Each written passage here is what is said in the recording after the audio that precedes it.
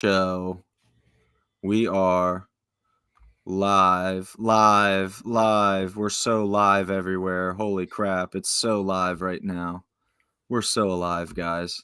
This is amazing. I feel We so alive. little For the little very POD first action. time. Do you actually like POD? Because part of me feels like you would genuinely like POD's music. Why are you so like judgmental when it comes to music? I'm not saying I'm judging. I'm just saying you seem like the kind of guy that would think POD is real sick. You are such a Oh my gosh, no wonder why Jim hates you. It makes a lot of sense, doesn't it? Dude, what makes that thumbs up happen? I have no idea. I have absolutely zero idea. What? It did Now it again. there's another. Somebody's This is doing it. Jimothy somehow. It's got to be the Wizard of Oz there, Jimothy doing this. Yeah, I'm not saying. Jimothy's got it all figured out. No, I'm being serious. What does that? What causes that?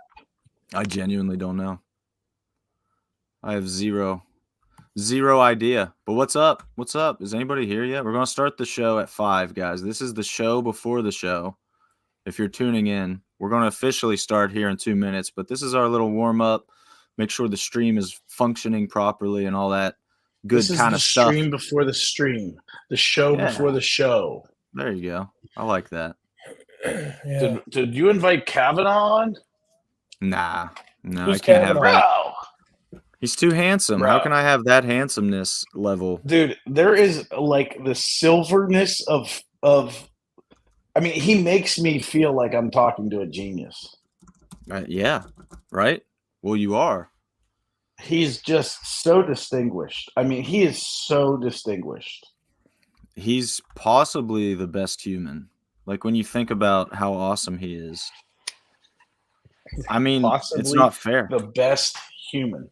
Him and Goss were on fire Saturday night. Dude, so good. Seriously, they were so good. I'm going to see if this will work.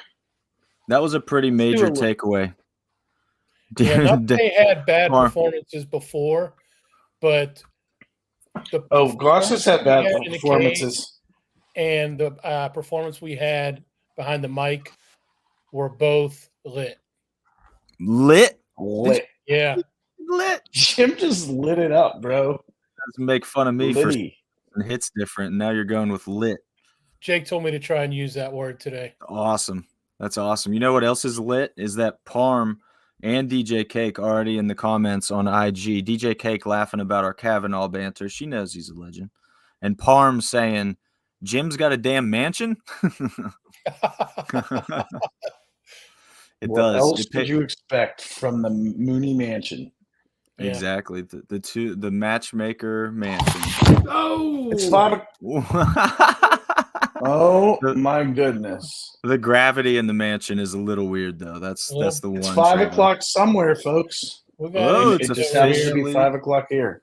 It's officially 5, ladies and gentlemen. What happened there, Jim? Are you on your phone? Like, did your phone fall over?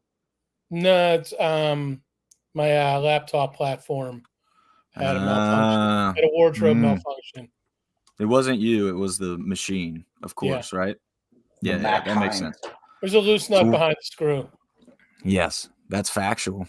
But what's up, everybody? What's up? We're officially live. I should officially intro this amazing podcast we have lined up for you. We should when be you very just said official. what's up like that, he reminded me of what's the dude? What was that movie with they were like dating? Oh, you guys are. I'll remember it. I can't think of it right now. It's Vince Vaughn and Jon Favreau. You lost me. I don't know it. Swingers. I don't know. Swingers. Nice. Yeah. See, that's slightly before my time. Yeah. Maybe I was thinking of the wrong movie too. I've heard good things. What's up? Does that remind you again? It was. Are you thinking of Night at the Roxbury? I'm thinking the Night at the Roxbury. Yes, you're right. There we go. We got down to it. James Leto in here, Seth Donovan in here. Man, all the stars are out in the chat today. What's up, guys? Thanks for joining us. LJ Fickenworth. You may have seen I threw his comment up there. Finally got to meet him this Saturday. That's to get it started about BitB20 this past Saturday.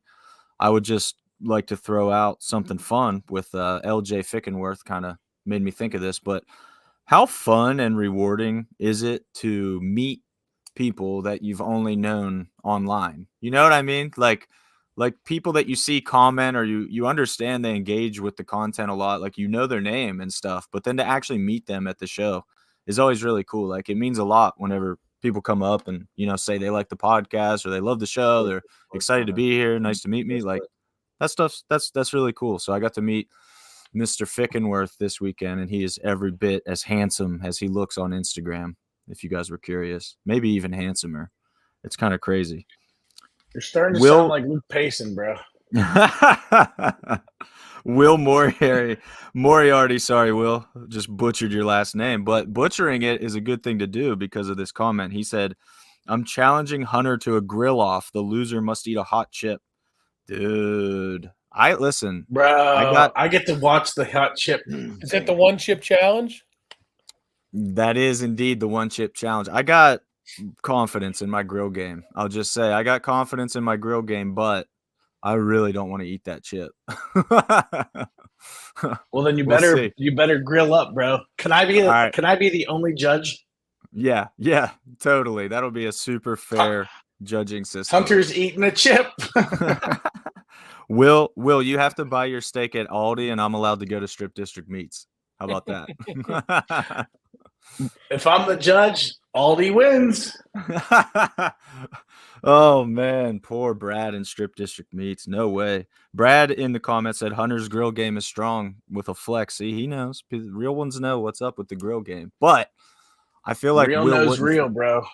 I feel like Will wouldn't throw that out there if he didn't feel like he knew something on a grill too. So what kind of grill are you rocking, Will? Like, what's your preferred? Are you a propane guy, charcoal, pellet grill? What are you rolling with out there? Wilkins said, "I'm just here to see Jim hop on that piano behind him." You want to play us a tune on that, Jimothy? Yeah. Cue it up. Jim and his piano playing. Mike doesn't think I'm talented? Come on. That's I can never get enough of Jim and his piano playing. When he gets playing, man, it's special. See? Brian's heard it. It's Billy Joel-esque. It is. It really is. It's something special.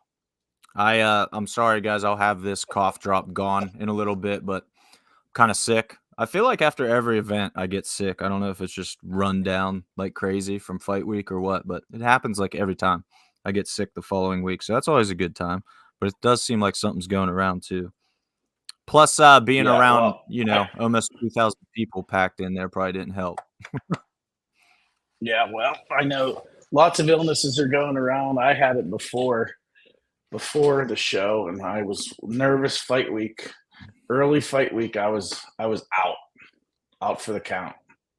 Guys, just for context, like Ryan works more than most people you'll ever encounter. Like Ryan is 100%. He's up at 5, goes to bed at midnight, like that kind of scheduling. Did you make it to 5? I know you were trying to scale up to that. Or are you still at 5? No, well, so the alarm goes off at 5:50 every day, but I very rarely do I not get up like well in advance of the alarm. But I'm not setting the alarm earlier than that. So most of the time I'm up at like 5. So fight week, he got his butt whooped on fight week, and this was the first time in my life I've ever seen Ryan check out from working. He took like a solid day and a half off where he was just a zombie ghost. Like he was nowhere to be found for a day and a half on fight week, by the way, which as you can guess is like the craziest, most hectic time of our lives. So for him to bow out for a solid, like 36 hours on fight week, he was hurting. It was crazy. My wife took me. So when I woke up, I think it was Tuesday morning. When I woke up, I just felt awful. And then my wife went to work, and she was leaving, and she's like, "You'll have to take yourself to the doctor." And I'm like, I can't, no way. So she came home from work that day, took me to the whatchamacallit, health care place. When You you went to, like a don't want to have Med a Express? doctor. Med Express, yeah. Wow. So I'm sitting in Med Express waiting, and I'm like, I feel so awful, and it's getting worse and worse and worse, and I feel like I'm gonna explode. And I told her that I'm like, I can't sit here anymore. And I got up and I went outside and I literally just laid down like a homeless dude outside of Med Express. Oh, she came out. She's like, "You can't do this." I'm like, "It's being done." And We had so some good. hope for you during that sickness. You had a what? We had some hope for you. There was a glimmer of hope when you had told us that you were sick, and You were hoping I would die? you said it. I'm dying. Hang on. Yeah. I got the receipts on that. Let me see if I can pull that up on the stream. 1 second. Keep talking, guys. Just when I said I'm dying, and you were like, "Thank goodness." Yeah. Yeah. It was both hilarious and sad at the same time. You guys, I'll admit we're pretty ruthless at times, but I did feel bad when that was going on. I could tell you were going through it. It wasn't time for jokes, you know? Yeah. Like for I wouldn't have cared because it was bad. It was bad. For you to say that, yeah. It was like you giving in that well, no, never mind. He just quit. I was going to try and compliment you, but I couldn't finish it. couldn't come to that.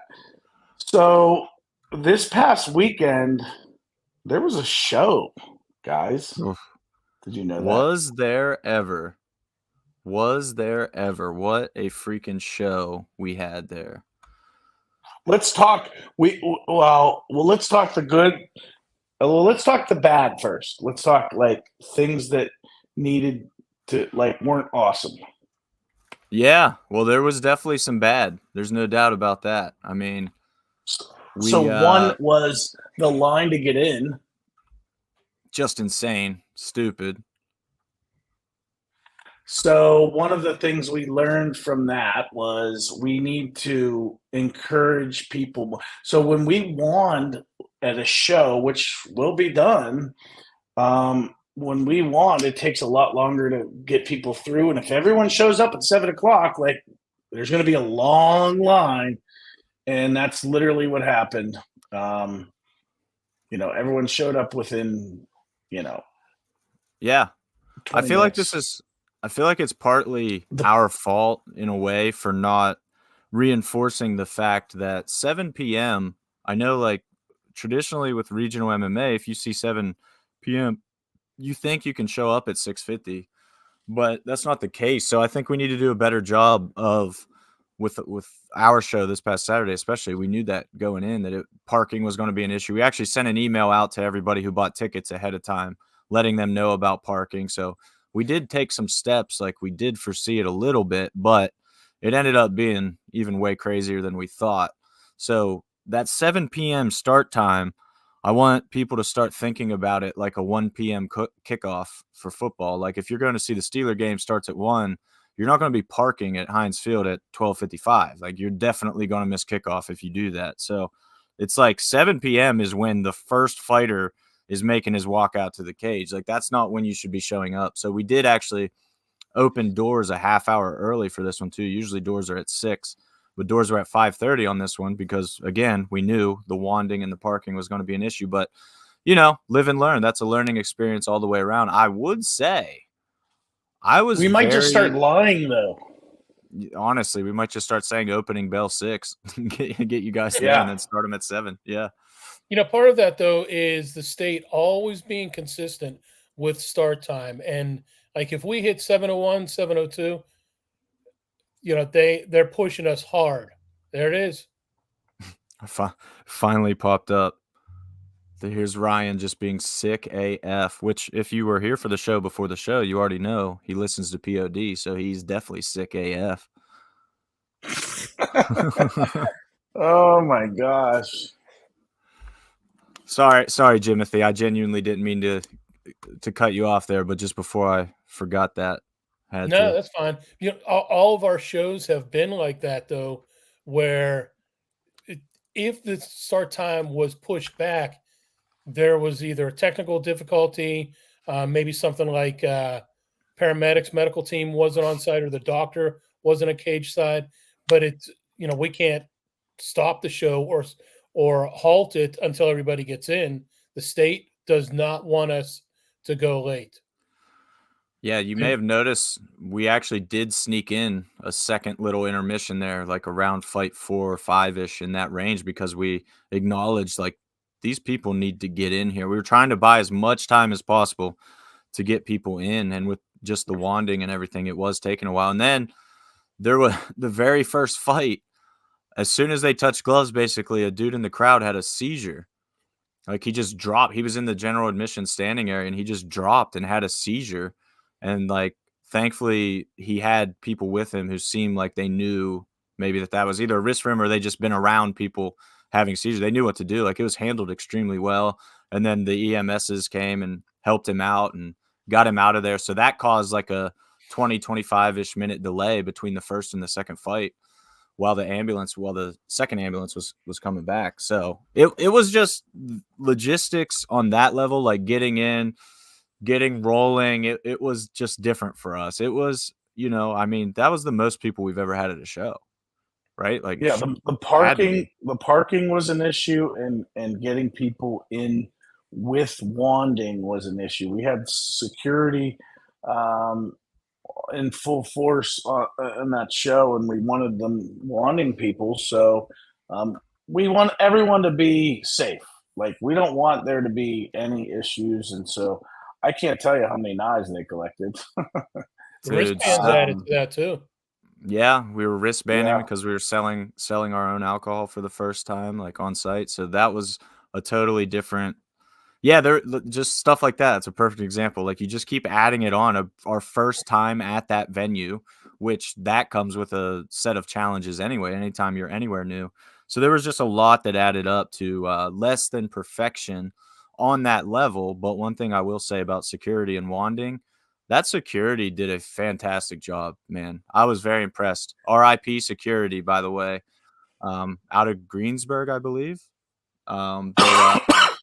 Fong, the guy's name that kind of coordinated everything was Fong, and he trains at High Ground. He's a brown belt at High Ground. So as soon as I heard they had a brown belt from High Ground involved, I was like, okay, these are the kind of security guards that can like use force that isn't deadly. And that's very important. Like that sounds silly, but you need to be able to conduct yourself around a crowd like that in a way that is not lethal, doesn't escalate things. So we felt very confident they were going to be the right team for the job, and they certainly were. They were awesome. So that's RIP security, ladies and gentlemen, if you need anything. Luke Payson, so excited for the podcast. Always so much great info behind the scenes, plus whatever the big announcement is. We will be making a big announcement, ladies and gentlemen. We have a special presentation a little earlier. We also have a few special guests that'll be joining shortly. So stay tuned for that. Some BitB20 competitors are going to be talking about their wins.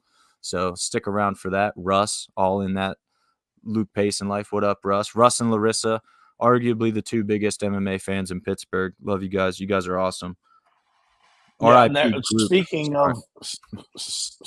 of the bad, hearing that something happened with Larissa and Russ was not cool. Like I guess someone spit and like that Russ Green has been like literally everything that anyone could ever want from supporting regional MMA in every aspect. And so hearing that someone, treated them poorly and disgustingly was not cool. Super unfortunate.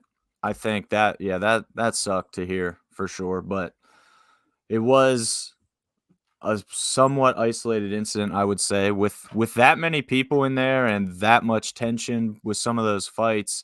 There was potential that could have got way worse than it did. So I definitely want to shout out everybody in the crowd. First of all, like obviously Hoot and Cowboy Eddie, we knew they were going to bring wild crowds, and they behaved for 99% 100% of it. You know, that the Russ Green incident notwithstanding, I didn't hear about anything else really going on that was a concern. So that was good. That was really good to hear. And I know, it was heated and we were worried about it. That's why we hired extra security and everything. And just everybody did their job, conducted themselves like pros, and we appreciate that immensely.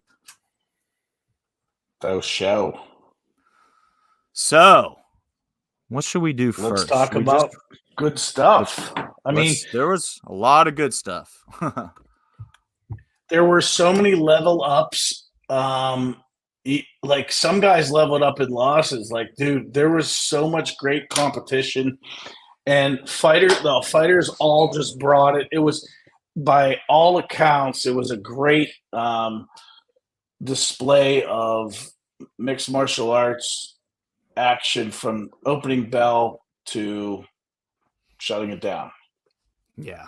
I mean, in terms of fight action, I got so many texts because Saturday night, if you guys see me at the show, you know, like I don't really sit down and watch the fights. I'm all over the place. I'm just constantly walking around, doing stuff, seeing people, checking on things. And I didn't get to see the fights really at all. So I got so many text messages though from friends, family watching the live stream and just in the arena. And they were like, dude, this might be the best 247 card I've ever seen. Like unanimously, that's what people were saying. Like, wow, what a night you guys have had so far. So I was super excited to rewatch it, which I did finally today, by the way. Finally got to rewatch it. And they weren't lying. That was top to bottom. I think it really was our best fight card yet. Just talent-wise, fight-wise, the one thing that is becoming more and more evident, and I feel like we talked about it after BitB 18 and 19, but this one, even a better example of how good debut amateurs are nowadays. Like that opening fight, Jaden Blake versus Tyler Fleming, did not look like 2-0 amateurs. And by the way, Jaden Blake's like 18 years old, still in high school. So the level. Wait, he's still in high school? Yep. Still in high school. Dude, you're a baller if you're like, what'd you do this weekend? I went. I had a fight, by the way. Yeah. Oh, you got to do a fight? Oh yeah, 247 fighting championships. Yeah, dude. Got in a fight. Jared Billy and the Hizzy. Jared Billy, what up? Got in a fight in front of a sold-out crowd in the Murrysville Sportzone Arena, dude. How cool is that? And he looked great, man. He really did. Going up against a stout guy, too, and Tyler Fleming, that's not an easy task for your debut because you know anybody who gets Wilkins and Morrell's blessing to get in there and fight is going to be really, really solid. So shout out Jaden Biggie Cheese there and everybody. I hope to get him back in the cage for sure. And obviously, Tyler Fleming looked great. The clinch work was insane. Stout really prides themselves on the work in the clinch and certainly showed with Tyler Fleming. So no surprise there that he would be strong in that position. But yeah, a great freaking way to start off the night of fights. We talked a lot about it ahead of time, like before the show, how the opening bout is very important. And I think we can definitively say they delivered what we wanted there. 100% agree. So we went on from that to a 20-minute impromptu break for the EMS, which we just covered, which is just insane. And then into Noah Gaudiello versus Joey Klein, which unfortunate, super unfortunate ending for Noah there. He got his jaw broken actually in the first round. And it's really gross, guys. If you rewatch the live stream, if you go to Stream 247 Live or launch your 247 Live app and rewatch this fight, you want me to tell them where they can get the app too while I'm plugging that? Well, I mean, I just thought it was funny. You're like, it's really gross. Go look at this. Go look at this. It's disgusting. The moment Joey Klein lands the straight right that breaks Noah's jaw, you can hear his jaw break on the stream. Like there's an audible like cracking that you hear, and it's like, oh man, that was gross. It's super gross. So Noah, being an absolute G, by the way, he was trying to hide that from his coach so he could keep fighting, and he did fight another round with a broken jaw, and then it got stopped between the second and third round. So he actually broke his jaw in the first round and still fought through it as long as he could. But yeah, What a Not the ideal beast. What a situation for beast. him. That's awesome, right? Who does that? That is crazy. And he actually he looked better in the second round. It was a close round. Joey Klein's really good though, man. I was super impressed by him. You get a 6'4", 170, little lanky power. That's dangerous, man. And he can dance too, bro. Dude, the dance. Oh, I should have clipped out the post-fight dance, dang it, for this, because the dance was awesome. The dance was so fun after he won. Awesome. Yeah, Noah did still have a smile on his face. It's crazy. That was a really impressive performance. It's tough debuting. Getting those butterflies out, like when someone else has already done that, you're at a disadvantage, and he still took the fight against a 2-0, and he was debuting, and super impressive performance. Yeah, I was very impressed with Joey's. I always think it's fun to see. Fun's not the right word. Interesting, maybe, is a better word. But Joey could barely walk after that fight as the night went on. I don't know if you guys saw, but Noah's leg kicks were clearly getting to him. But it's interesting because during the fight, you don't really notice it that much. And then it's crazy sometimes to just watch that pain and soreness set in on these guys throughout the night. By the end of the night, Joey was looking real rough. So even with a dominant stoppage win in MMA, that you might have to eat some damage yourself, and he did and fired through it, man. That was a stellar performance, honestly. I was super impressed by Joey Klein, honestly, and that whole South Prospect team is really, really good, man. They're super underrated, I think. Girl Hodges in the house. Nice to see you, Ralph. Nice. What's up, dude? That's awesome. So the next fight, go ahead, Ryan. Go ahead. Yep. No, you go ahead. You got this. Yeah, I was just going to say the next fight, we rolled right into Joel Martinez versus Mike Rattani, I believe, after that. 135. Fight delivered on every level, man. Rattani's so tough. So that was the second Stout versus PA Combat Sports fight. The first one, Stout won. Tyler Fleming took it. The second one, Mike Rattani got some revenge for his crew. So that was cool to see. Looks like our live video ended for some reason on Instagram. That sucks. Oh, yes. Don't know what happened there. Sorry, guys. This is why you should watch on the app. You should watch on 247 Live. I'll try to relaunch it, but I don't know if I'm going to be able to. Let's see what I can do here. You got to, bro. You got to. What I can do. Carry this, Ryan. Somebody take it away while I work on this. Oh, well, what he was going to say is Mike Rattani got some revenge for his teammate losing in the first round, first bout of the night, which was Jaden Blake and Tyler Fleming. That was fight 2 of that little. It just so happened that PA Combat Sports versus Stout Pittsburgh had 2 bouts against each other, and they split them. They split them 1-1. Rattani picked up a second win. Going on to 2-0, a very impressive display. I thought it was a very close fight. I wouldn't have wanted to be a judge in that fight because you could make a case for either guy. So that always makes it difficult to come up with a decision. Yeah. Definitely close split decision. But if you watch the end where they're about to call that fight, they call the blue was it red corner, I think, with Rattani or whatever corner it was, and the camera zooms in on his face and you see his eyes get wide, and I think he was a little surprised that that he got the decision that went his way. Yeah, that's interesting. I didn't notice that when I rewatched it, but I'm going to have to keep an eye out for that. It was super close. I mean, I don't think you could be mad regardless of who they announced winning that one. But yeah, it was an interesting matchup for sure. I like both those guys just personally. They're fun to be around. They're really cool dudes. Like Rattani, I don't know if you guys agree or sense it too, but Rattani just has a really fun energy about him, man. He's just like charismatic. He's outgoing. Like, he's just fun to watch in the cage. So I'm all about some more Micro Tanny action in there. Let's go. And Great his job post-fight getting that interviews back are up, Hunter. Yeah.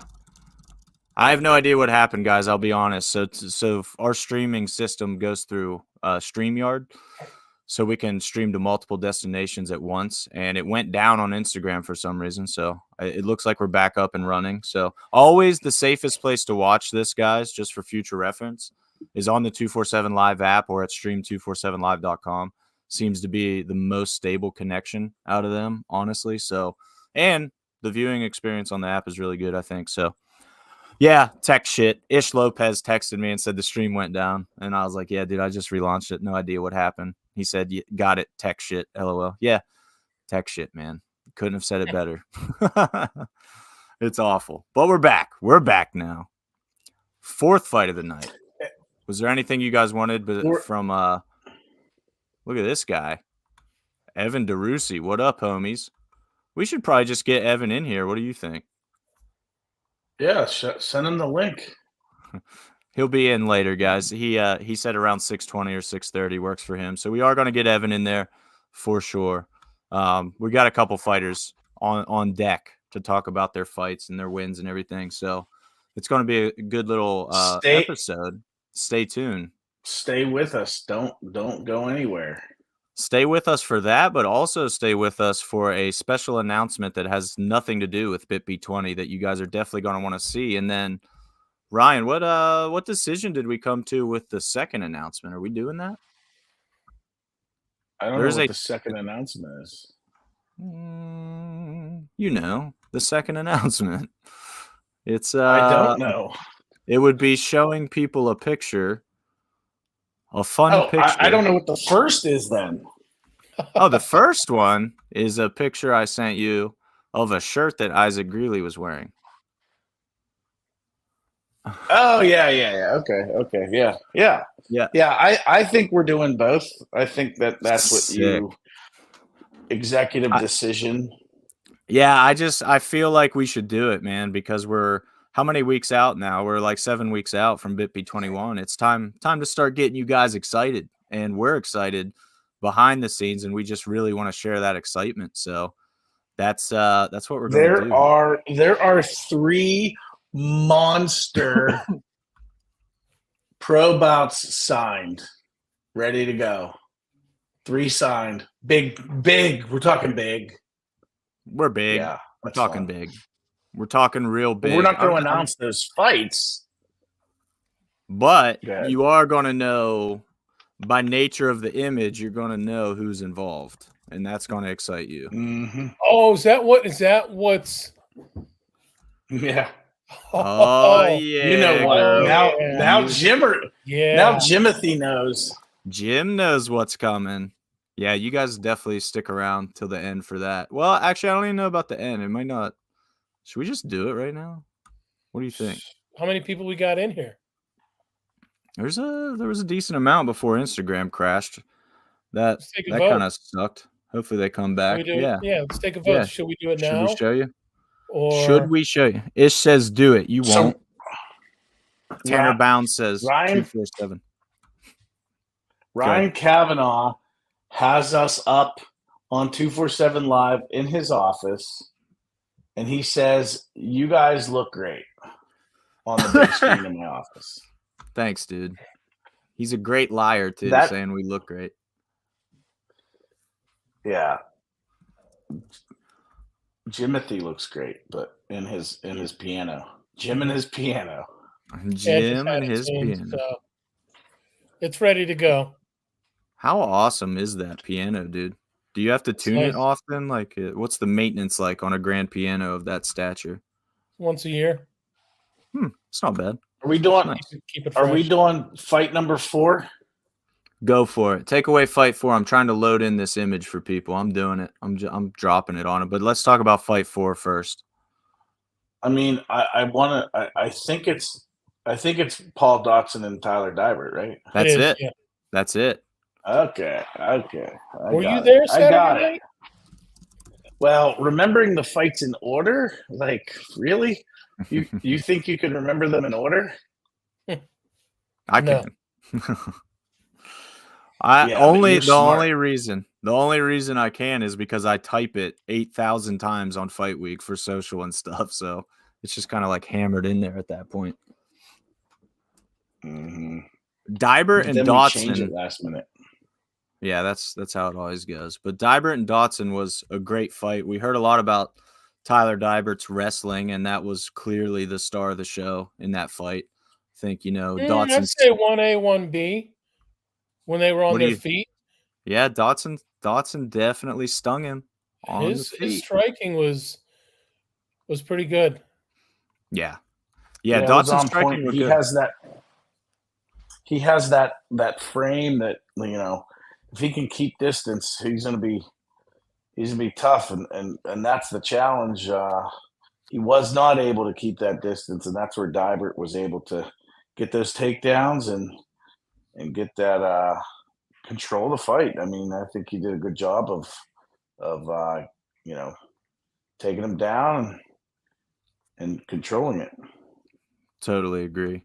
I know Ethan. That was a fun one with Ethan on the desk. Dybert's Ethan's boy, training partner at Gorilla House. So that was probably tough for Ethan to remain as unbiased as he did, but he did have to admit at the end after the decision that he was happy for Dybert, which you would be. It's not that big of a deal to be happy for your friend, I don't think, on fight night. So that's awesome to see.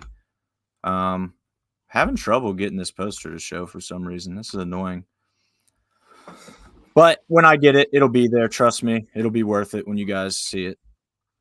If you ever see it. There was the next fight was Max and Val, right? Yep. Wow. By the way. Wow. That fight, watching it back, different. That one was a different level of intent. Like, for sure, the night kicked up a little notch with Max versus Val Caruso. It was actually, I will say, it was much closer than kind of I felt from listening to people talk about it. I thought when I watched it back, dude, I was super impressed by Val hanging in there. Like, to be clear, Max is extremely talented, very hyped up by his teammates and coaches and things. So I expect him to be, his debut fight was very impressive. We knew what we were getting there. Val, normally a little grittier, more wrestling focused, kind of dirty boxing style fighting. And I thought, dude, he cracked Max on the feet several times clean. I was super impressed. I was super impressed with Val's hands and resiliency and just his willingness to push and push and push and push the fight. He's got that dog in him, as they say, clearly. So Val, man, that was a treat. That fight was definitely a treat. Certainly in the mix for fight of the night. I don't know that I would say it won fight of the night, but it's definitely in the mix. Yeah, I mean, at that point in the show, I think it was, fight of the night at that stage. Yes, absolutely. Yeah, I think that's not even up for debate at that point. Yeah, it kicked it up a significant notch. So the next bout was that. Yes, was Glenn Christner and Andrew Smith. Was that a advanced AMI or just a novice AMI? So it was novice. They qualified for advanced, but Glenn's coach Aldo at AMVRS wanted him to stay novice for one more before taking him advanced. And it was also Glenn's first time. Yeah. It was also Glenn's first time cutting down to 170. So I think they wanted to be sure that that would be okay first. And I don't know, maybe not our place to speak on it, but it doesn't sound like Glenn's going to be staying at 170.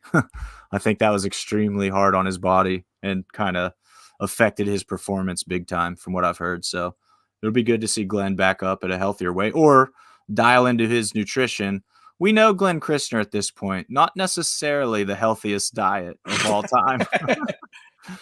He could probably help himself get to 170 a little better if I had to guess. There are different ways to do it. Yes, for sure. But guess what, ladies and gentlemen? For now, I got the poster to work. So I'm going to drop this on your heads right now. This is April 20th, Brawl in the Burgh 21. About to officially unveil the fight poster. And by the way, if you are watching this podcast because you saw that we had a huge announcement, this isn't that huge announcement. There's another one after this that's equally huge, but this one is like specialty huge, and you guys are going to be crazy hyped about this. So, Brawl Burgh 21, April 20th, Hollywood Casino at the Meadows. Let's see that fight poster. Oh, man. Boom. That's sick. Boom. You guys see what we see. You see what we see. And what if we told you that all three people you see pictured there are signed to fight on April 20th? Because we will tell you that, and it's true. So, yes, the big, obviously, like I said, there's another big announcement later in the day, but Worthy coming out of retirement to fight once again at Brawl in the Burgh 21, April 20th at the Hollywood Casino at the Meadows. Ethan Goss defending his featherweight title on the same card, and the return of the general, Justin Patton. 3 absolutely stud pro fighters. That trio at the top of the card, guys, is going to make that night just something absolutely special. And the best news is we ain't done there. There is more to come. But if that trio doesn't get you excited, you guys are definitely watching the wrong podcast right now. There's the Danny Palm air horn. Did you see Danny's comment on Instagram? Yeah. I would hit Jenny Cool and Hizzy. Jenny Cool. Is Jenny Cool? Is Jenny Cool also in the mansion? Is she playing the piano right now? Not. I think she's getting ready to go bartend after her success on Saturday night. That's awesome. Nice. It sounds like she killed it, man. It sounded like she did a great job and kept the drinks flowing for sure in that place. It was a good old time in the Murrysville Sportzone Arena. That was fantastic. A good time. So then we had Andrew Smith and Glenn Christner, and we learned that Glenn did not feel awesome at 170. Do you think that would have anything to do with the case of energy drinks that he brought to weigh-ins the night before? So to be fair, yes. A, yes. But B, Glenn Christner has, I don't want to say what kind of disease because I'm not totally sure, but I think he has some kind of autoimmune disease that really apparently jacks with him with the weight cut. Like when it's the weight cut, it's bad. So I think his body just doesn't respond to that the way that a lot of people's would. So I do think that definitely affected him. There was a point in that fight where it actually looked like he was going to puke in the cage. Did you guys see that? Like during the fight, like he stopped and like I thought he was going to puke, but he didn't. Yeah, I did not. No, That's one of the fights that I haven't had a chance to watch yet. I missed it Saturday night. Yeah. I vaguely recall like him looking like he was like hunched over or something, but you know, there's so much going on fight night that right. Yeah. Andrew Smith looked really good though. That's what I was just going to say. Yeah, it was a really strong performance. He was 2-2 at the time. He gets that big W against a really formidable opponent. And great things ahead for Andrew Smith. Yeah, he looked phenomenal, man. That whole Demolition team led by Gary Young is super good. It's always great working with them. And Andrew at 2-2, now 3-2. He's got a nice little career happening, man. I was very impressed by him. Really smooth everywhere the fight went, and seemed to enjoy himself too. In his post-fight speech, he was really talking up the atmosphere there and fighting for 247 and loved the experience. So it's always good to hear, man. I like when fighters enjoy themselves in our cage. That is a good thing. Yeah, and then we moved on to the advanced Amis. We had like 5 advanced Ami fights. Yep. First was Edwin Vera and James Murray. Beautiful. And I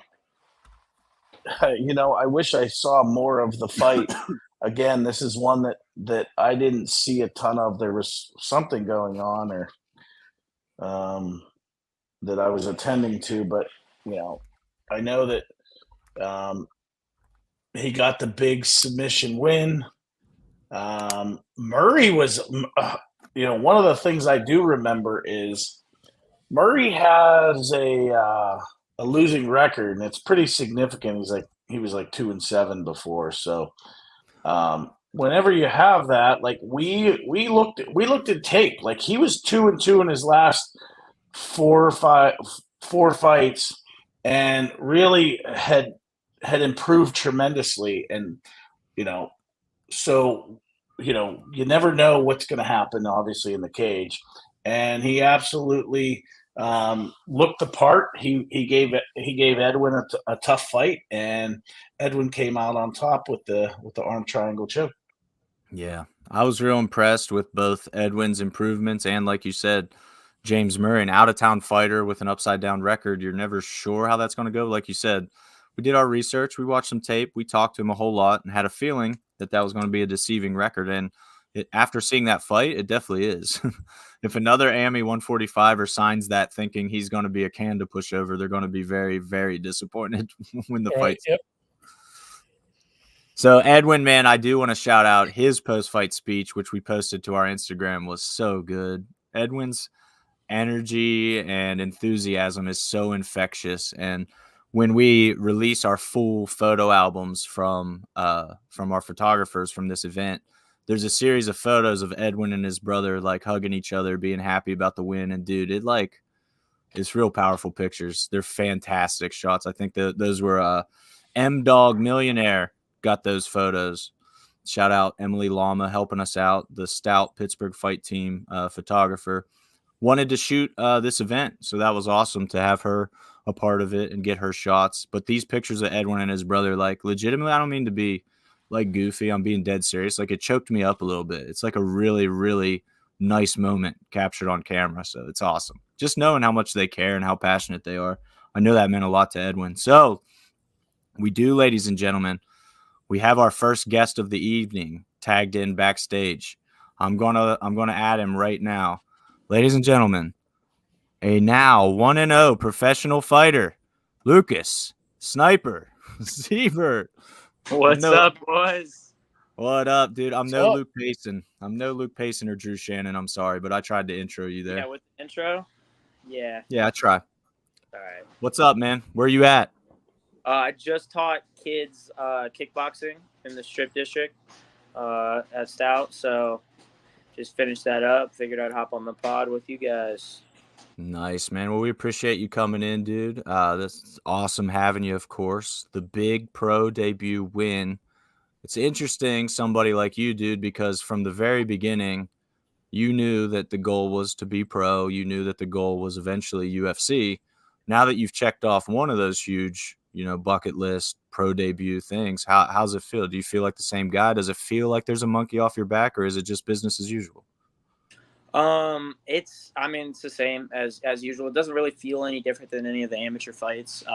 It feels like a little bit more special, just because like the people that were there. I sold over 100 tickets. I had a lot of people from back home come. I had a lot of family come, which was cool.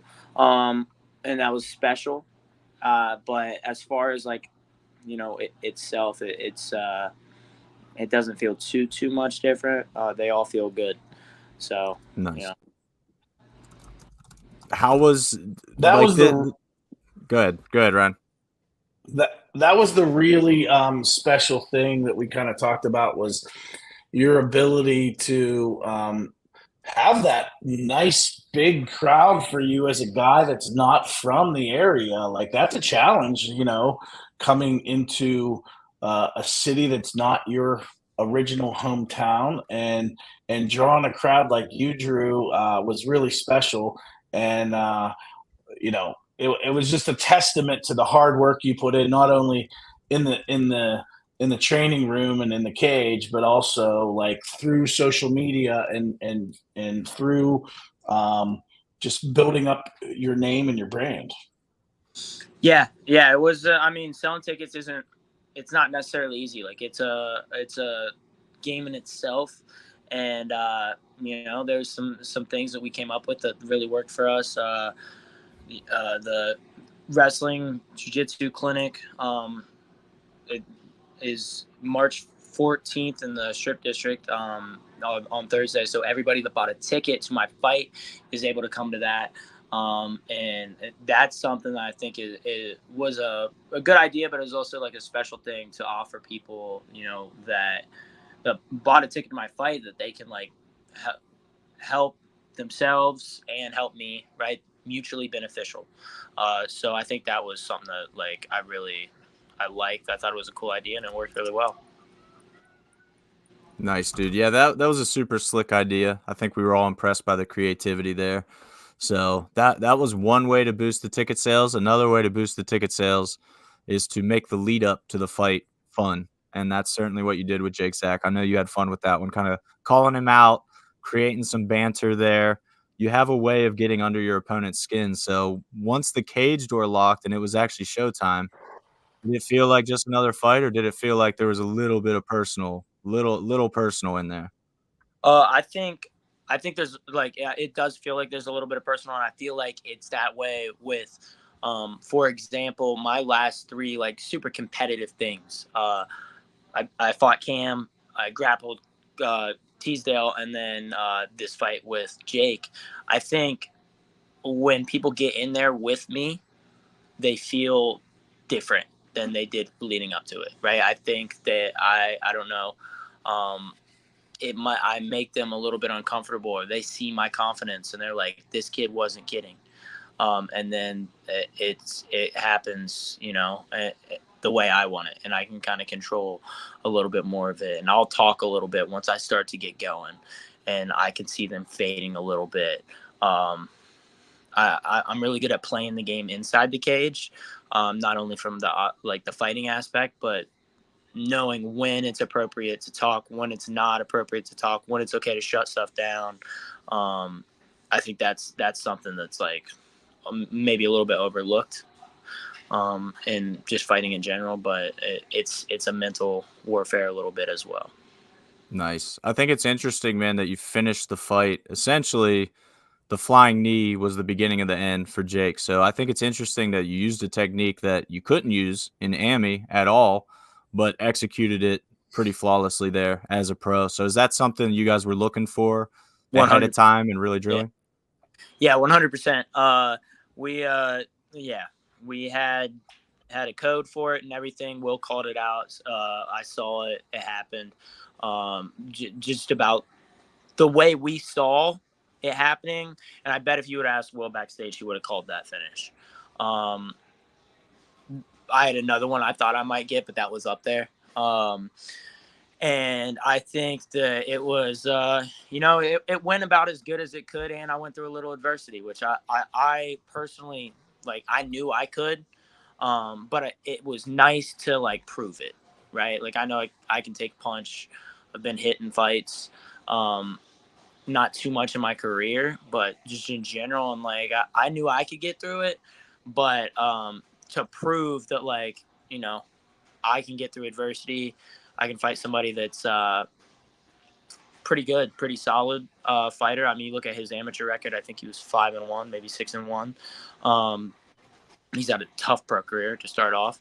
But, I think to show that I can get through that and I can use the pro rules, I think as far as amateurs, I know the transition to pro, that I looked one of the best, right? I landed elbows, knees, head kicks.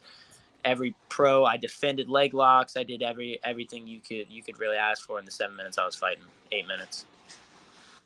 Lucas, you had Jake Zach's pro debut was against Ferdoz Naimi, who's another local fighter. Did you talk to him at all about his experience with Jake, or have any conversations about that? Yeah, I asked Bobby, just like a text message. Bobby's been like out of the country doing cool stuff, going to Thailand and stuff. I asked him a little bit. More or less, we studied our own tape, right? My coaches went through it on their own. They watched a lot of Bobby's fight, and because we know Bobby so well, it was like, all right, well, here's this and here's that, right? We could kind of compare and contrast a little bit more rather than like him fighting somebody we didn't necessarily know that well. Bobby didn't give me like too much inside information. But you know, it was definitely a help. But having Mike Wilkins and Will Morrill in my corner is ultimately why it went the way it did. Yeah. Well, man, in terms of a pro debut, I don't know that it could have gone much more flawlessly for you. Like you said, eating that right hand, which you're still sporting a little bit there on camera. That's nice. And showing that you could take a punch, man, that's good. That's good experience all the way around. So what, I know you're a big goal-oriented guy, a big planning guy. Like, what can fans expect for Lucas Siebert in the future when you're looking to kind of turn around and get back in there? I think that I want to fight 2 more times in 2024. One of my biggest goals when I started fighting is I want to make my pro debut before I turn 24 years old, and my birthday is March 9th. The same day Anthony Hookback's going to be Nice. fighting out in Kentucky with Luke Martin. So, you know, I think take my time, right? I'm young, and hopefully, you know, maybe I can jump on a show in Pittsburgh. So let's see what everybody has to think about that. I think I'm starting to get some Pittsburgh support along with the hate. I think the hate might be fading a little bit. I would say, based on the arena Saturday, the hate's fading a little bit. It was mostly all love in arena on Saturday, man. So that's a testament. That's, yeah. It's all right. You'll get back to it soon enough. If you're having a hard time getting an opponent, I'm sure you'll stir up some hate. That's awesome, dude. Well, I'm not going to take up too much more of your time, man. We got a couple more fighters to rotate in here, but I just want to say thanks for jumping on. And again, congrats on the big pro debut, man. Always an honor to have you in our cage. Yep. Appreciate you guys. Appreciate everything. Appreciate all the people that bought the tickets, all the people that bought the pay-per-view. I'll be back soon. Awesome, brother. Thanks for stopping in, bro. Brother. See you, Hound Dog. Get it. Later. Peace. All right. That was Lucas Siebert, ladies and gentlemen. Pro debut victory at BitB20 over Jake Zach with a flying knee and ground and pound. Like he said, pretty much a flawless victory, but definitely not without things to get back and work on, which is, you know, just like us. We started this podcast by talking about things that went wrong Saturday. There's, even when you have something successful, like that show was objectively successful for us, but we're right back to the drawing board in terms of, okay, what wasn't perfect. So Lucas shares that mentality for sure, and he's primed up for a really successful pro career. We just showed you guys that sick poster. I'll pull it back up if you missed it, actually. I'll just show it again. This poster with Justin Patton, Ethan Goss, and Kama Worthy, you know, 3 of the standout pros in Pittsburgh area, Western PA in general. And Lucas is, you know, setting himself up to join that conversation within the next year or two. Maybe might not even take that long. We'll see. But yeah, it's exciting that he's kind of representing that new wave coming in. Yeah, Lucas has that, like, that it factor that everyone, like, we wish everyone had it. From a promoter's perspective, it's special when you can invoke passion, whether it's positive or negative. Like, when people care, that's important, and he has that it factor. People care. Yeah, the other thing about him is he said something that makes all promoters, matchmakers, and GMs happy. He gets the other side of the fight game, and that is promoting yourself and getting people coming to support you, you know, in the arena or wherever you're fighting, and buying tickets from you. And he was creative with how he started building his base and got to the point where he did, which was a successful debut for ticket selling and offering that that wrestling camp if you bought a ticket. So, you know, that's something that hopefully others out there who are struggling in that area, maybe don't know how to get that done. There's one example. You know, you don't start taking notes. Yeah. Look at the things that Lucas Siebert does. Look at like I've said before on the podcast, Lucas is doing everything right. Like, he's not supposed to be able to outsell most of the people on the card. He's not from here, but guess what? Like, he gets it. and take notes, and that's how it's done. Yep. We got another guy. Go ahead, Jim. My guess is the next time that that he fights for us, that he's going to have something else added to that side of the fight game, where he's going to be able to get more people coming to the show to see him. Absolutely. It's been an impressive climb on that level, like you said, with ticket sales and just building his fan base in general. But we got a guy backstage right now I'm about to add to the stream who knows a thing or two about ticket sales. Can we get a hoot, hoot, hoot, hoot, hoot? What's up? What up, dude? This Man, is Clayton both guys Hootley. come in with black eyes on their left eye. That's what I was going to say. Apparently, to win a fight, you just got to get cracked under your left eye. That's part of the rules. What's up, dude? How you feeling? Have you taken the belt off yet? Yeah, I just took it off about a couple minutes ago, but it's been on the whole time. How good? Dude, that's how a good heavy does that belt feel? to be wearing around, brother. Yeah, it is heavy. It's nice. What was that? Derusi in the comments. Hoot, champ. Yeah, we're gonna He's be next. hearing from.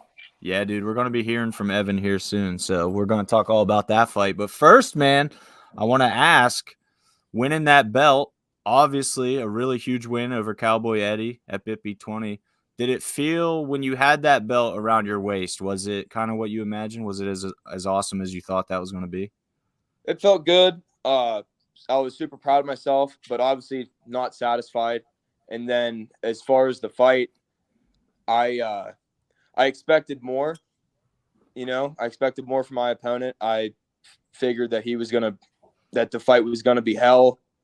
You know what I mean? That's what we prepared for at practice with Danilo, Coach Uncle Jeff, Coach Mikey. Those Muay Thai practices are no joke.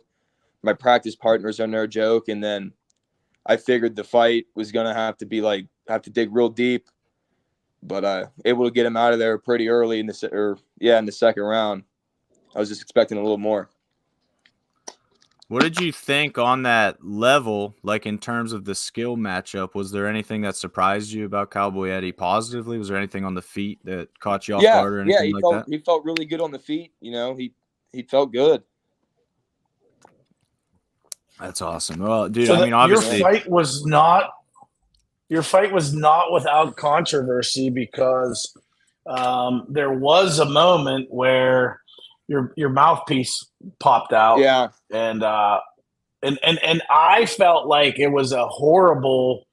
Eddie was advancing on you. He had caught you. Yeah. I would stop short of saying you were in trouble at that point, but you were, you weren't in. I don't think you were in trouble yet, but you could have been if he definitely wasn't in good shape. Been able to advance. Yeah. So I don't love that stoppage to put your mouthpiece back in, and I didn't think it should have happened then. I would have liked to see how that turned out. That being said, then immediately after that, there was the illegal head kick. his face. Yeah. So what do you have to say about, like, that was a series that was kind of controversial? Yeah, what do you have to say about yourself? I was in on that leg, and he started giving me good shots, knocked my mouthpiece loose. And then I remember thinking, like, in my head, like, oh, that was a good one. And then I let go of his leg, and then we kind of got into an exchange, and he knocked it out. And I was surprised the ref stepped in, too, because usually they shouldn't be stepping in like that whenever the opponent's advancing towards me. And then I reset, and then I tried to kick him in, like, the arms. But it must have went a little bit too high, you know. Just reverting back to my training. So I always think, like, when I'm watching, like, would I remember not to, like, just kick him in the head? Like, how, like, same thing with, like, ground and pound with, like, the novice Amy. Like, how do you remember, like, are you consciously always like, wait, I can't do this. I can't do this. I can do this. Like, is that a battle during, like, in your head during a fight? My last fight, I did the same thing whenever I struck Trapper whenever he was a downed opponent, because at practice, I'll throw that stuff in practice, And Danilo will have to remind me that I can't do it this fight, but it's just so hard because it's just we're drilling for, pro bouts in the future and stuff like that. We just asked Lucas Siebert his plans kind of moving forward, and I think fans are going to be super excited to hear from you too, man. What is your timeline to get back looking like? You going to defend the belt? Like, is that the goal moving forward? What are you looking at right now? Whatever my coaches want me to do, I'll do. It doesn't matter to me.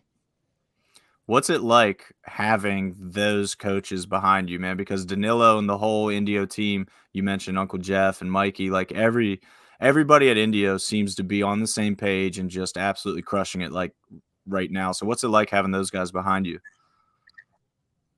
It's great because everything they say, I just agree to, and they always have the best interest for me. You know what I mean? So it's great that I don't even have to think about anything. I just do what they tell me. Which is funny because Uncle Jeff told me not to kick him right away. Like, I opened up with that leg kick right away. He said, feel him out first. And I said, no, I want to kick him as hard as I can right away. And then I kicked him right in the fucking shin. And then when he shook his head like it didn't hurt, and I smiled at him because it hurt my foot pretty good. I had a hard time walking around after the fight. That's hilarious, man. Obviously, the crowds there, we knew that was going to be the people's main event, if you will. The crowd was going to be most insane for that fight with the crowd you bring, the crowd he brings. How did that feel? Because you're no stranger to bringing a big crowd, but how did that feel to be fighting somebody who brings a similar sized audience? Awesome. I was getting called out like when I was getting my name announced, and I saw all of his fans with their hats and stuff on, and they were chanting that "Hoot's a bitch." And I just thought it was awesome because I also heard my fans screaming at him. So it's just cool. It's a lot of fun. And it'll make us really good at like performing under pressure, which I think I do well at. Yeah. What is that, man? What's up with that? I can't argue with that at all. Yeah. Where does that come from? It seems like you hit a different level whenever you have to. Like, where's that come from, do you think? I don't know. Just I have born no with idea. it. I guess. That's awesome, dude. Hey, could you share with the audience, like, this is something that we know, but could you share with the audience, you have a long commute to train at Indio, and recently you've kind of made some changes to make that more feasible. So why don't you share that with the listeners? Yeah. My cousin Craig Weller, him and his family, they let me stay at their house. It's in Cannonsburg. And so it's only like a 20-minute drive for me. And I'll stay up there a couple of nights a week so I can get to more practices and just be around my teammates and coaches more. And I'm very grateful to them. And it means a lot because it helped me improve a lot in the short amount of time that I've been staying there. I've gotten so much better. Everything that I did in that fight, like taking his back, I didn't have to think about it because that's what we drill so much. And my striking's getting a little better. I need to improve more, and that's going to all be possible because I get to stay up there now. Love it, man. Well, dude, it's an honor to have you representing the 247 amateur strap, even if you're borderline crazy sometimes, even if I do think the belt is probably covered in Vienna sausage juice right now as we speak. Yeah. But, dude, it is awesome to have you in our cage, man, and just always putting on a show. I just want to thank you for jumping on the podcast as well to talk about that fight a little bit, man. We're excited for the next one. Wait, awesome. Before you go, I got a question for you and the belt. Do you have any plans for special trips with that, or have you done that already? I got a couple of things in mind that I want to do with the belt. I'll tell you when you're older, I don't want to corrupt your mind on TV. But the belt's going to Indio. I'm their first champ. Evan's going to be their second, and I'm very honored and proud to be a part of that. And it's going to go up there, and hopefully all the kids and stuff see it and want to be champs too. From some of the conversation in the group, I'm sure the Vienna sausage juice isn't the only thing that's been on the belt. But it's been awesome talking with you, and so proud of you, proud of the performance, excited for you. Thank you. we're really, we like everything you guys are doing at Indio, and I think there's it's pretty clear to us that there's something special brewing with you guys. Absolutely. Yeah, man, for sure. So enjoy that belt some more. We'll be in touch for the follow-up. You got a champ, they say you're not champ until you defend. So we got to see you defend that thing, and let's get that done, man. All right. Love it. We'll be in touch. All right. Peace out. Enjoy the rest of your night, brother. Man, he got way out. He was like, man, the second I'm able to leave these Jaguars, I'm doing it. It's like they gave me the opening. I'm out of here. Oh man. Well, he looked like uncomfortable when I asked him about like the controversial thing. I was like, yeah, I mean, I wasn't saying anything. Sean Poland in the comments on Instagram, our dude Sean, what up? He said all shoulder on that kick, and there are some photos from our photographers that may suggest differently. Yeah. I mean, I really do believe initial contact was shoulder, but there wasn't much contact on that shoulder. Yeah, it glanced off into the dome a little bit, but man, yeah, exactly. That's a great way to look at it. It's a quick game, man. Things happen super fast in this game, so insane. We got 2 more guests coming still, guys, so hang out. They're just driving, settling in and stuff, but I'll tag them in as soon as we can. Evan DeRusi, one of them, and Craig Perry, another one of them. So we're going to have Craig and Evan on here still, and we do. Go ahead. And we're working our way through the card, and we're at the Craig Perry Chance for Low fight. Yeah, so let's go ahead and skip Craig and DeRusi since they're going to be here to talk about it. We'll do that. Yeah. Well, we'll do that, but I want to note that I feel like this is where the card went from a great night of fights to like something special. This is the point of the where it kind of like turned from awesome to like elite. I couldn't agree more. I genuinely think that Edwin did kind of get it started also. I think you could even say there, but Craig's performance ended up being just something so special, something so clearly a level up for him. And it did, like Ryan said, it kicked the entire night up a different level. We do still also have, to kill time here, a special announcement to make. And I feel like now's a pretty good time. I feel like now's a pretty good time for that announcement. So I got some footage for you guys here to roll. I got a little video clip to play for a very special announcement. So here it goes. Does Jim know this? I don't know. This might be new for Jim too. I hope it is. Jim, this is probably news to you. I'm running it. Let's go. Here we go.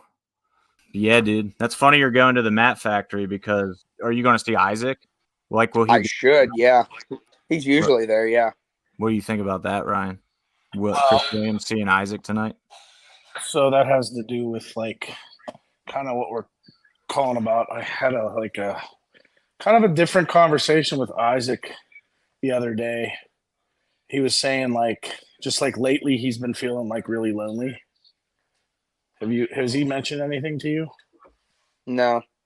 Okay, because he basically said like that he's been feeling really lonely, and so the only solution we had was to give him a playmate in the Hall of Fame, and we would. You're gonna make it me? What's that? You're saying me? We would like to inform you that you will be inducted into the 247 Hall of Fame on 420. Interesting. Thank you. And wanted to congratulate you, and you'll be the second member of our Hall of Fame. Interesting. I really don't like awards, but I mean, I appreciate it. I'm not going to say no. Well, so interesting. That's interesting. Total Chris Williams, just unflappable, unexcitable. Just unless one of his fighters is fighting, then he's very animated. But otherwise, yes. yeah. literally the world's most animated human being at cage side during a fight. There's no one louder. There's no one like more boisterous, and yeah. So special moment on 420 for Chris Williams. Absolutely. We Yeah, know man, how good that's he awesome. is. You know that we know how good he is. And so doing this, which that was news to me, but doing this is going to give him the recognition that he really deserves for the fighters that that he's coached. I mean, it's like if we listed the number of fighters that he has taught, that he's coached, that he's had influence on, and looking at their careers, it all makes sense. He's Yeah, been it's pretty special. He's been like such a vital part of the stand-up game of so many guys from this area that it's just it's pretty special. And he's not like just working with certain guys. He's open to working with guys from different places, and his impact is really, really big. Yeah, the reach of his roots is huge. Like the amount of fighters that he's touched from different gyms and helped out, like Ryan said, he doesn't just stick to one gym. He's kind of open for business in general. He'll help you get better if you want to get better. And even more than that, he's a manager. You know, he's Justin Patton's manager. He works super closely with Bill Hutchinson on that.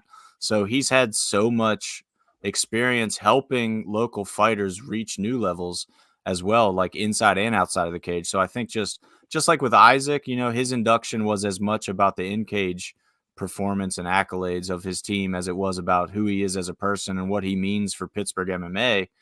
I think Chris follows perfectly in those footsteps as a second inductee. So we're super honored for Mr. Yinzer Boxing himself, the Yinzer King, Chris Williams, being the second induction on April 20th. So we are going to do that during the show, guys. So if you want to see his induction during the show, get your tickets. It'll be part of the show itself. We do have, guys, coming out of that huge announcement of Chris Williams, we have another guest joining us right now from outside. Who is it? Looks like he's outside. Mr. Evan DeRusi. What's going on, guys? How you doing? What's up, dude? Where are you? Hey, What's up, brother? I'm at the dojo right now, but they're having open mats, so there's a bunch of people in there. I had to come outside. It's a little loud. Why does it not surprise me one bit that you're at the gym right now? Oh, I can't stay away. I'm actually my little brother. I brought him up. He's rolling today. I'm still taking a couple more days off, but I got him into jiu-jitsu and Muay Thai, and he's really loving it too. So that's beautiful awesome. thing. Another killer DeRusi on the way. Yep. I remember when before you even fought for us, Danilo was telling me about you at Indio, and he was like, this kid, he works. He was talking about how hard you worked and how much you were dedicated, and that just stuck with me. If Danilo recognizes that, then man, you have a bright future. And so I kind of had an idea that you were going to be a future stud. Yeah, I said on the Hunter's podcast and everything, like that's what I got to rely on. You know, I mean, I'm gifted as an athlete, but nothing really came natural to me when I played sports and stuff. I really had to work, and I had to develop my work ethic, and that's really what I rely on in MMA. And I think it's great too, because Danilo, he's the exact same way. He wants you to treat it like a job. It's an everyday thing. It's no non-negotiable. You got to show up to practice, and I think that's a great match for me and him, and it's showing. So, what do you have to say? Like, what are your initial thoughts? Like in the follow-up days of your fight with Dan Walters, what do you have to say about Dan? And before we get into your side of things, what are your what's kind of surprised you? What was how did he feel? Like those kind of things. Yeah, he's a really tough, really tough kid, and he was. He surprised me. He controlled the distance a lot better than I thought he was going to. I think their coaches and their team did a really good job studying my film, because usually, when I'm fighting and stuff, if I take a shot, I'm always returning. Doesn't matter if I get cracked or not, I'm always returning. And he did a really good job of tagging me and then getting right back out. So it took me a little while in that first round to adjust, and I adjusted with body kicks, was able to close the distance that way. And then once he started slowing down, I was able to land my bigger shots with my hands. Kind of talked about it there, man. Obviously, the finish is going to get the shine. You hit a beautiful rear triangle to seal the deal, but the fight up to that point, I think this was kind of pinned as a fight of the night contender. And rewatching that fight, man, it totally lived up to the expectations. So just in terms of Dan's resiliency and that kind of back and forth fight of the night type fight, is that what you expected going? Is that kind of what you were preparing for? Yeah, that's exactly what I was preparing for. I always prepare for war. I've been doing studying. I've been doing a lot of meditation lately. Yuri helped me out with that, helped me calm my mind. And when I imagine things in the fight, when I'm meditating, Danilo also told me to expect the worst. Always expect a little bit of adversity that I have to work through. So I did. So I was expecting, he was going to be cracking me a little bit, and there's some stuff I was going to have to work through.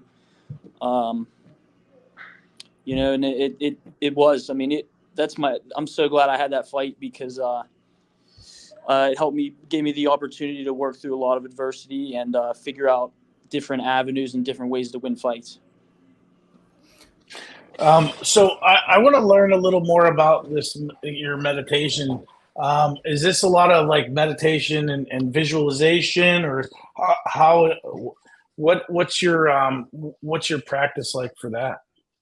So usually at night, like I do a night routine where I'll do my push-ups, sit-ups, stretch, all that. And then after I throw on meditation music. It's just like some sort of rhythm. And then I lay in like a starfish position on my back. And then for about a half hour, you kind of get into like it's almost like a Zen sleep, where you're not like asleep. You still know what's going on, but it's like the time and stuff works different. And then I just I visualize like warming up.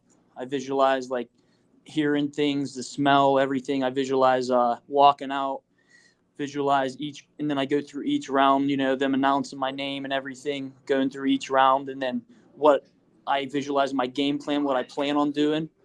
And then I'll alternate in between days where some days, like I said, I'll visualize like things going wrong and me having to find different ways to work through.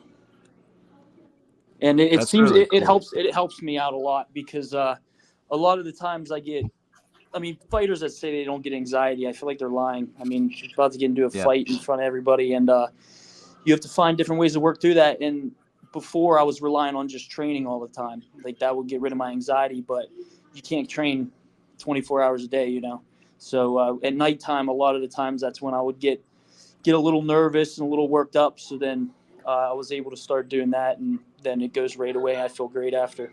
And it's nice too, because I train myself. I listen to that now too before my fights when I'm warming up and stuff, and it keeps me calm, keeps me focused.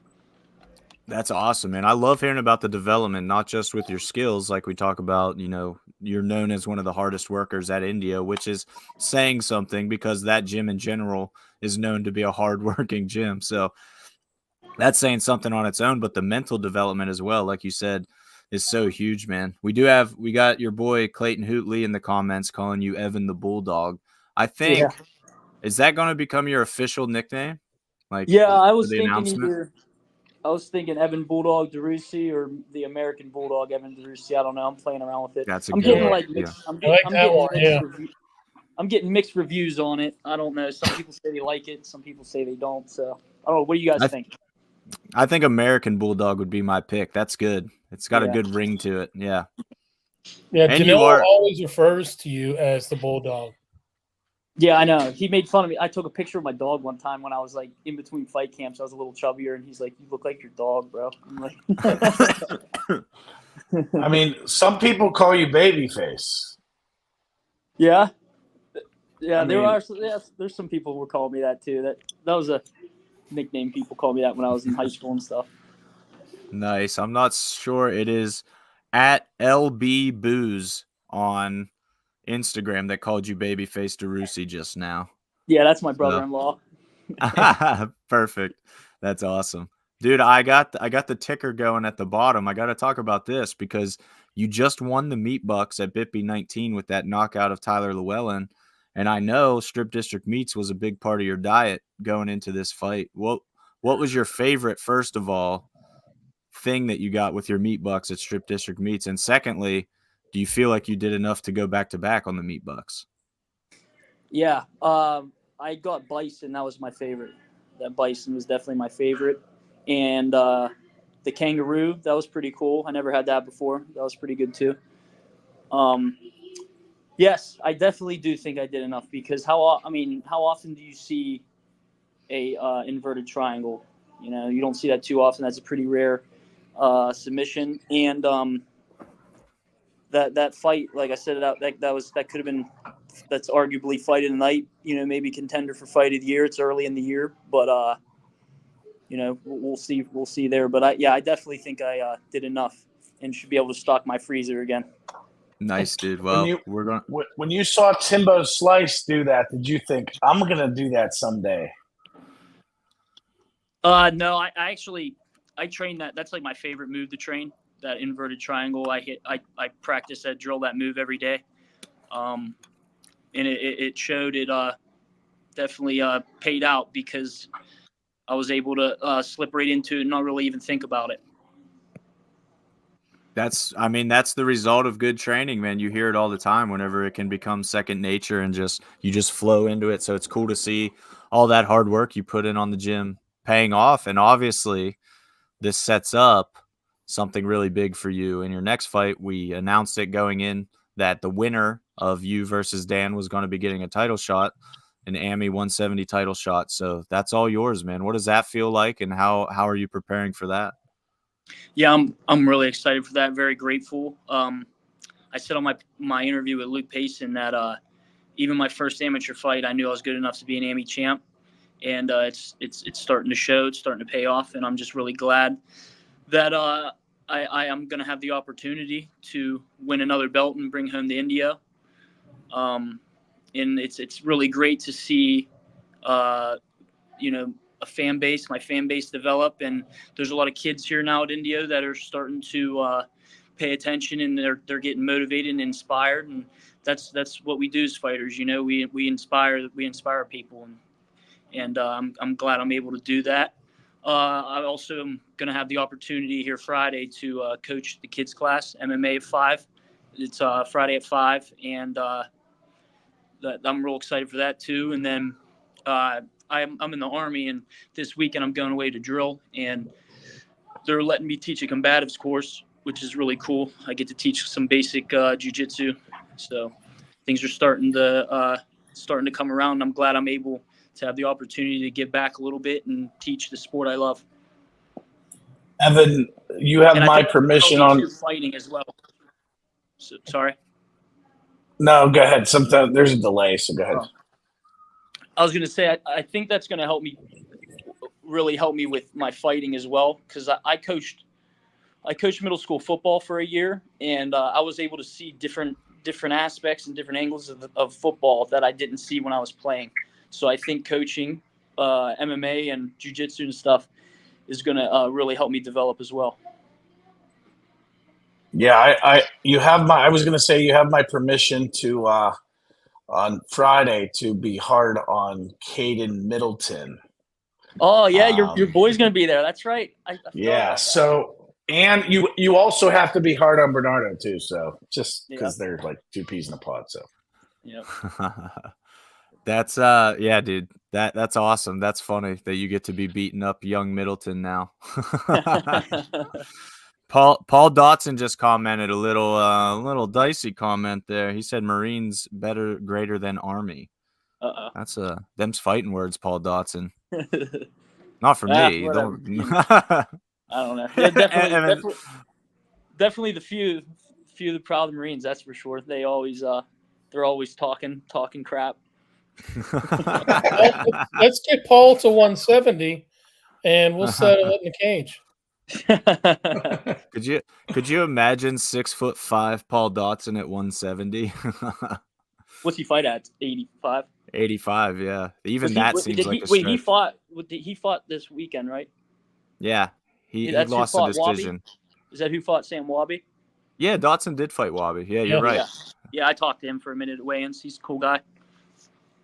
Nice. Yeah, dude. He is. Paul Dotson's real cool. We're super blessed in this area, man. It's amazing just the sheer talent level, A, but B, just the people involved in it. It's just flooded with really good people with really good intentions that are, they take it seriously. Like guys like you, I don't know for sure because I haven't been all around the country, but I don't think most amateur fighters take it as seriously as you do and treat it as this is a future profession and I'm going to be 100% professional every step of the way. So it's really cool to just have guys like you and obviously you yourself in the local scene kind of driving that ship.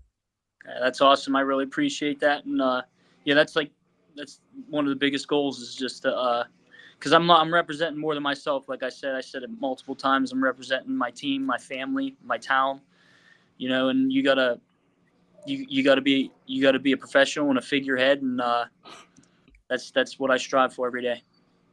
Danilo just said, "I'm here, girls." That's awesome. Yeah, his ears must have been ringing. Oh, here he is. He's out here right now. Get him on camera. Go photobomb. Hello. What's up, What's Danilo? up? There he is. Wow. There he is. Let's get this kid busy, man. He ready to go. He's ready. Let's Let's go. go. Gotta Dude, one of the best. Like that's insane, right? He's definitely a troll for sure. That is. He's such a character on every level, man. We're super blessed to have him in Pittsburgh as well. As anybody who saw his podcast would know, right? He's different, and that shows through on every level. He is such a character. The three of us one time went into Indio to, the dojo to meet with him, and we're just sitting around like on pads and like it's story time with Danilo. We just like so many fun stories. He's hilarious. Oh, that's my favorite time when he starts getting into all of his war stories and everything. I love it. I just sit there and listen the whole time. I'm just laughing. Yeah, it's awesome to hear him when he starts talking about stuff. Yeah, and he's hilarious, and his delivery with the stories, as long as I can understand his English, his delivery with the stories is like so awesome. Yeah, dude, he's special. He's special all the way around, man. Like his personality, obviously his coaching, his expertise. He has that division of playtime and game time that not many people have. He can be either the most fun person ever or the most intense person ever. It's great. Yeah, it's a great balance for sure. Yeah. Well, dude, you're completely tearing it up. Obviously, Danilo saying you're ready. We know what that next step should be, and it's going to be a really fun one when it finally happens, when it gets announced. People are going to be super stoked about it. So we're honored to have you in that position, man, representing 247 every step of the way. You've been with us from the beginning, and it means a lot to have guys like you in that cage and challenging for our belts. Yep, So I appreciate that. Good. Before you go, I want to share something with you that just happened in the last half an hour. They re-ranked on Tapology your division, and you went from 15th in Pennsylvania to 5th in Pennsylvania. That's a pretty good jump. That's a pretty good jump. Congratulations.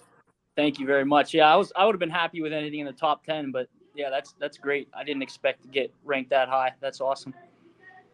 Yeah. So I've been keeping an eye on those things because they update them on Wednesdays in a lot of the divisions. So I've been peeking back and forth, and that is updated. Your Northeast hasn't been updated yet, but you are 5th now in the state. Let's go. Chasing, That's huge. looking for that number one spot. One spot. Hey, another win, a title victory would definitely propel you that direction. I don't know for sure that it would put you at number one, but it might. It definitely might. Beautiful, man. Well, we got the That's last awesome. of our. And We got the. Go ahead, you know,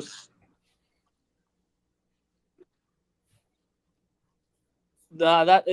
I mean, it's nothing real crazy. I was just saying too, like this fight really lit a fire under my ass because I kind of got a little upset. I didn't look as sharp as I could have standing up. You know, I there was some combos and stuff that I wasn't flowing into, and so I think you're gonna see something way better here in the next couple months for sure. I'm super excited for that, man. We look forward to every time you're in the cage. You have a great following, you have a great fan base, and it's really nice to see like such a nice, genuine guy be successful. So, best of luck to you. It was great talking to you, and we really look forward to hearing when the next one's coming. Thank you so much. I appreciate your time and having me on. Right on, man. All right, brother. Bye. Yeah, that was Mr. Evan DeRusi, now 4-0 amateur welterweight, just tearing up the ranks, in line for a title fight, a 247 amateur 170 title fight, potentially as early as April. That would be pretty cool. If everybody's ready, let's go. And just so everyone's aware, Hoot Lee was 6th in PA with that huge win. He's now 4th in the state. So he is ranked 4th on Tapology behind a couple guys that I think he would do very well against.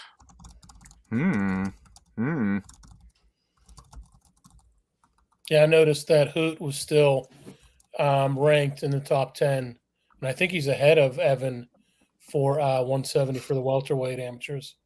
Yeah, I just ignore those. Like, what their actual weight class is what I kind of look at, because he is ranked in multiple weights. Yeah. I just threw it on you. I didn't even intro him. I just literally threw him right in. Look at this guy chowing. What's what up, are you guys? eating? Dude. Wait, can you see that? No way. They're amazing. So I didn't know I was coming in right now, so I won't get into it. It's all good, man. Where were you flying in from? You said you just got off a plane. Yeah, I went to Florida with my buddy.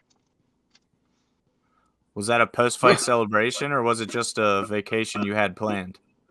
No, you didn't invite us. Yeah, I know. Sorry, guys. I figured you had to tear down the event and everything. I got done at 7 a.m. What time did you leave? 6:30. So 30 minutes. I could have left a little bit early. Yeah, you could have. I wouldn't have made it.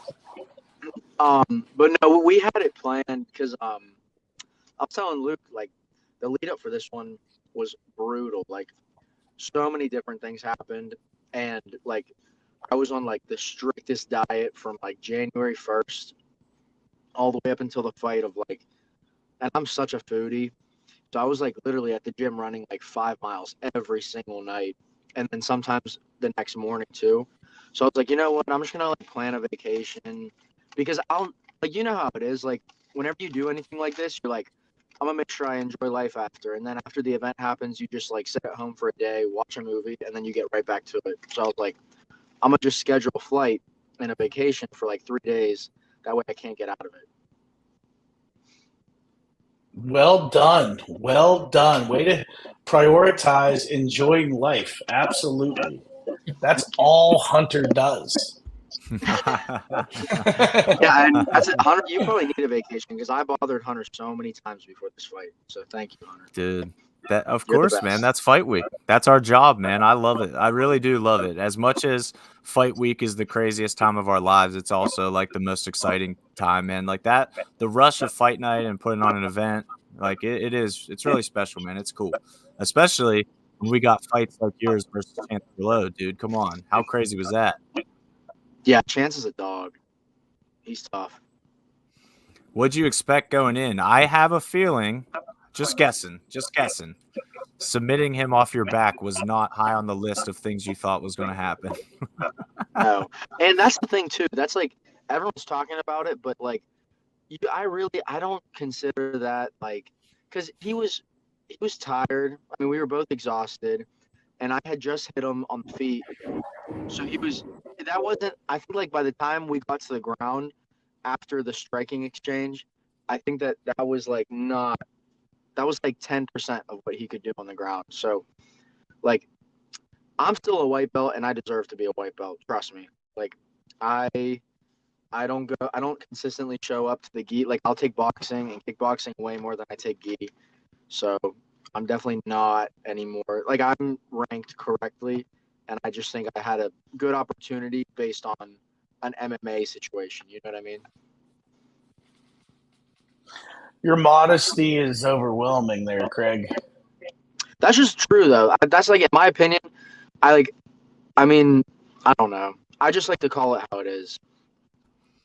I think you're a kick-ass dude, and you did something that was really special.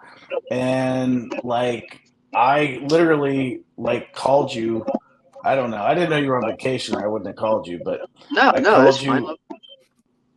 I called you just to tell you like how proud I was of you, and that like what you did was special, and you need to like enjoy that, because like these are moments that like what happened for you Saturday night, like it's a landmark moment for the rest of your life. It was really special, and most people don't recognize it when it happens, and we recognize it. And you know, it was really phenomenal. And it put we were just talking going through the card. It was like it was like a moment in the card that like took things to a whole nother level on as that night progressed. It was just so special. Well, thank you. First, I mean, like you guys put on the events, you know, like without, because I was telling Hunter this, and I think it's true without naming anyone else. Like, I've seen my teammates go to other promotions to fight. And I mean, they get their fights in, they do what they're supposed to, but they're not anywhere near. Like, everyone that I had come said they had so much fun. Like, it's all, I don't know, you guys just run a good event. And I'm glad that our fight, like, that's Chance too. Like, he was super tough and he made it entertaining too. So like, I like having fights like that where, I mean, ever since going 0-3, you can ask like anybody in the back. Like, I don't care if I win or lose. My mentality is just like, I'm going to go in there and I'm going to just make sure that I leave everything in there and regret nothing. So I think Chance had the same mentality, and that's why the fight was so good. Because, I mean, I think fights like that have to be two-sided. You know? Absolutely, man. I think that's exactly any good fight, you know, takes two to tango, as they say. But yeah, dude, Yeah. I wanted to talk about, you mentioned the event being special, and definitely appreciate the kind words there. But you fighting in Murrysville, how cool was that for you, man? Could you notice a difference with the environment and the fans and everything you had there? Yeah, it was really cool. I was telling Kama this. That was actually so I played, for anyone that doesn't know, I mean, you guys all know, but I played hockey before this for like my whole life. And the very first place that I tried hockey, it was deck hockey. They didn't have the indoor center there, but on that outdoor rink right next to it, that was the very first place I ever tried any sort of hockey. And that's what I did for like, I think it was 12 years. So weird being in that locker room and being like, now I'm doing an MMA fight however many years later. I mean, I think I was like 5. So that's 17 years later, I'm doing an MMA fight in the same place. I don't know. It was pretty cool. And I had a lot of people reached out after the fight that, and this is so annoying because I put it on my story, like, hey, who needs tickets? But after the fight, I had like 20 kids from high school follow me all of a sudden and message me like, bro, we watched the pay-per-view. Like, that was so cool, blah, blah, blah. And I was like, oh, I mean, I hope they put my name down, but so that was cool. That's awesome, man. Oh, wait, I can Ryan's- see Sam, but Yeah, Ryan's lips are moving, but there's no sound. yeah, That's I can awesome. always- I wish it could always be like that. Yeah. We can't be so. I put myself on mute because someone's audio is like, and I was checking to make sure it wasn't mine, but it wasn't. I don't know whose that is, but it's awful. I Sorry, think it's isn't mine? Craig. Sorry, Craig. Hold on, Yeah, hold on. I Wait, let me try to get. think if you Is this just better? mute, Is Yeah, this better? that does seem better. I think that's going to be All right. better. Right I on. just took it off the car. Perfect. Yeah, man, that's cool that they watched the pay-per-view and were feeling it and liked your performance, man. I mean, that was definitely just a absolutely crazy finish. We just had Evan DeRusi right before you, and we asked him if he thought he did enough to win the meat bucks. So it's only fair to ask you as well with another fantastic submission. Do you feel like that's a meat bucks worthy performance from Craig Perry? I hope so. I mean, I wanted so badly to win it last time. I went back and counted on that post. I had the most people comment my thing because I literally asked everybody I knew to go tag me in that. I don't know how many people I had, but I definitely had the most on there. But that was a lot of work, so I'll probably just repost it this time. That's awesome. Because I didn't win it last time, so I was like, I'll just let whatever happens. I would love to win it. I love steak. I've never had Wagyu steak, but it looks really good. It is incredible, man. It is definitely incredible. So for people who don't know, Strip District Meats, one of our awesome sponsors. They're obviously, as it says, right down in the Strip District. They're a butcher shop. They got exotic meats. They got wild game. They got all the normal stuff, bacon, chicken, pork, all your standby items, but really, really crazy high-end stuff too. And every event, as part of their sponsorship, they give out Meat Bucks, which is a gift card that goes to the most outstanding performance of the night. And we have a podcast where we all get together and vote on it, which is going to be coming very soon. So stay tuned on that. And we get the GM of Strip District Meats, Brad Bengali. He comes in, and it might just be Bengal. Sorry, Brad. I need to ask Brad how to say his last name, by the way. It just hit me. But we get Brad on the podcast. We all vote. We all have a good time reminiscing about the fights. And then at the end, somebody takes home a gift card. And then we go on a little meat shopping spree, which is fantastic. Dude, I would love to do that. So Craig, for sure, I can say is going to be in contention. I don't know who's going to win necessarily, but I can guarantee you with that performance, you're going to be a strong contender. Craig, you have 15 seconds. Sell yourself as the winner of the Meat Bucks. Go. Well, so it's what? It's most entertaining fight? Is that what sorry, I didn't know the criteria. It's performance of the night. Okay. I would say that's tough to say because I had a lot of friends fight that night, but I will say this. I was exhausted after the fight. I did everything I could. My neck was so sore from Chance squeezing it. Like, I definitely could have tapped, but I didn't. So I think that deserves some sort of reward, and I love food. And so I think that I should get the Meat Bucks thing. Great. Will you grill all of your own food? Will you cook your own food? And if you steak, how do you order your steak? Okay. I like medium rare. And I'll make it like this. We don't have a grill, but I'll do what they call, I think it's called a reverse sear, like where you put it in the oven first and then you sear it on the pan. I love that. Dude, my Instagram is just food. Craig And Perry Anna Conor eats McGregor Pittsburgh. burgers. What? Yeah, that's awesome. Yeah, Anna Eats Pittsburgh, that Instagram account, that's a good account. I follow her. I actually went to a place and I met her one time.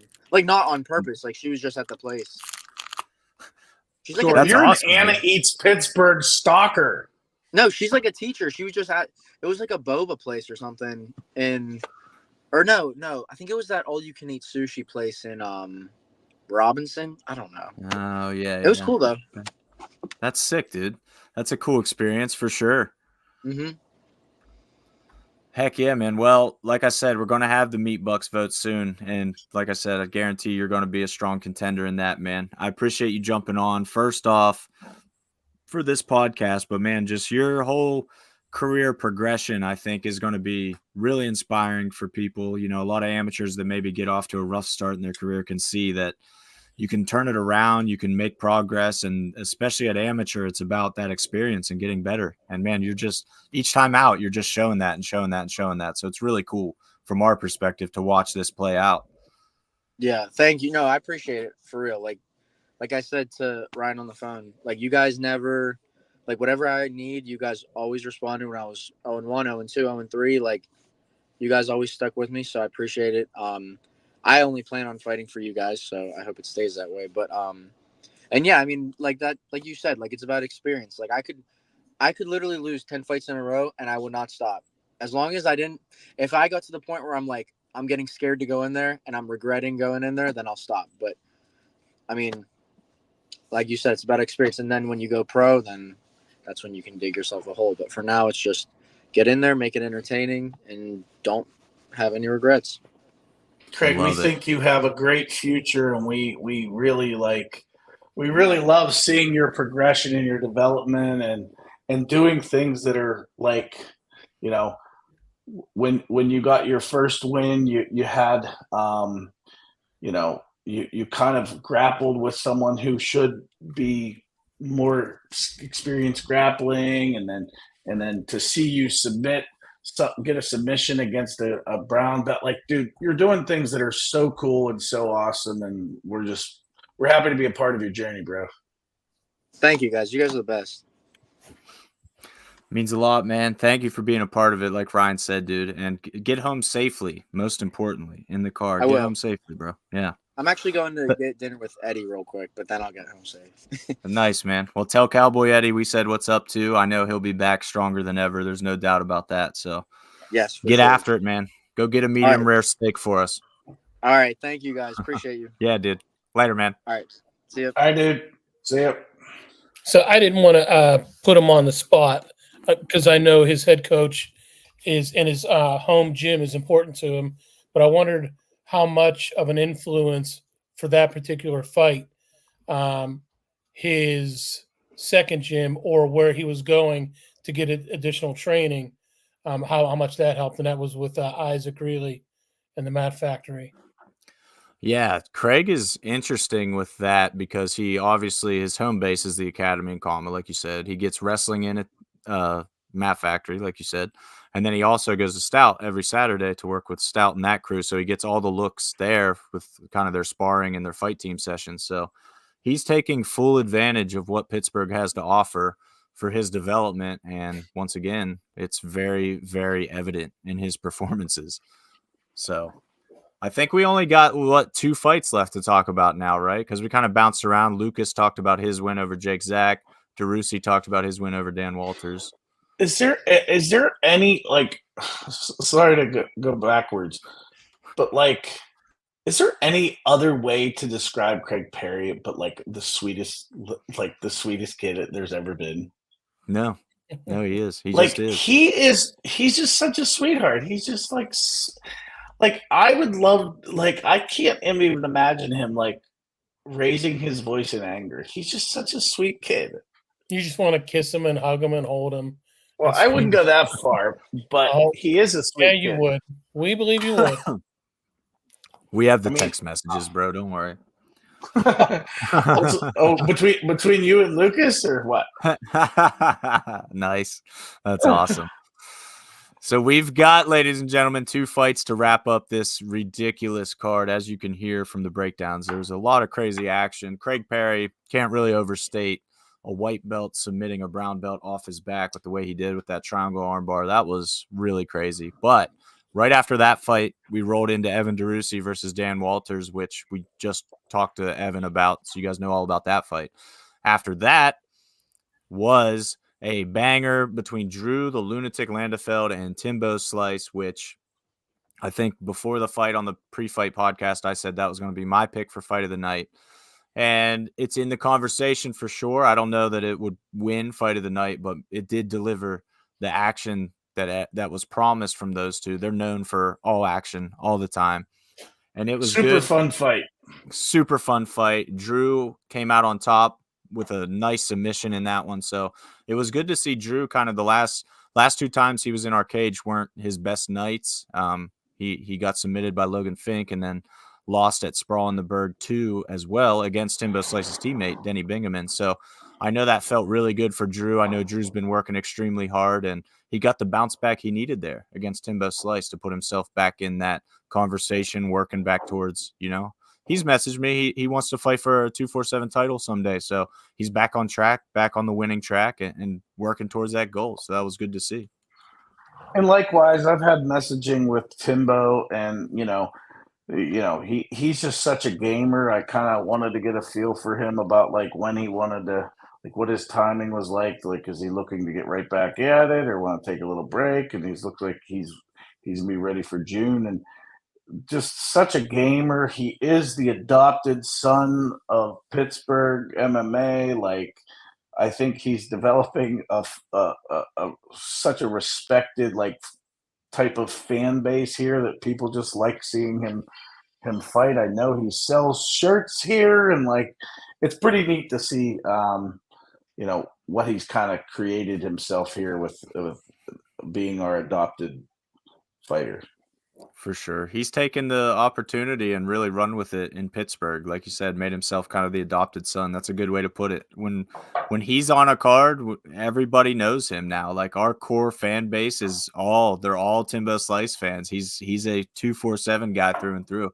It's always an honor to get him in there. So I know he was thinking about getting down to 145. So that fight against Drew was at 150. So that was kind of like a test weight cut. And he said it went, really well. He thinks he can get to 45 for his next one. So that'll be exciting to see his next step. I know in the short term, he said he needs some time to rest up, just heal up, keep training. He's not going to be right back in April, but Timbo's a little bit of a maniac himself. I don't think he's going to be able to stay away too long. Timbo has that dog in him. Like he's just, right back at it. And, and he's like such a gamer. Like he's not the guy that's gonna turn down 17 to find the 18th perfect match. Like he wants to fight and test himself, and he's ready to go. And that's what makes him a unique and special guy. I don't think he's turned down any fight that we presented him.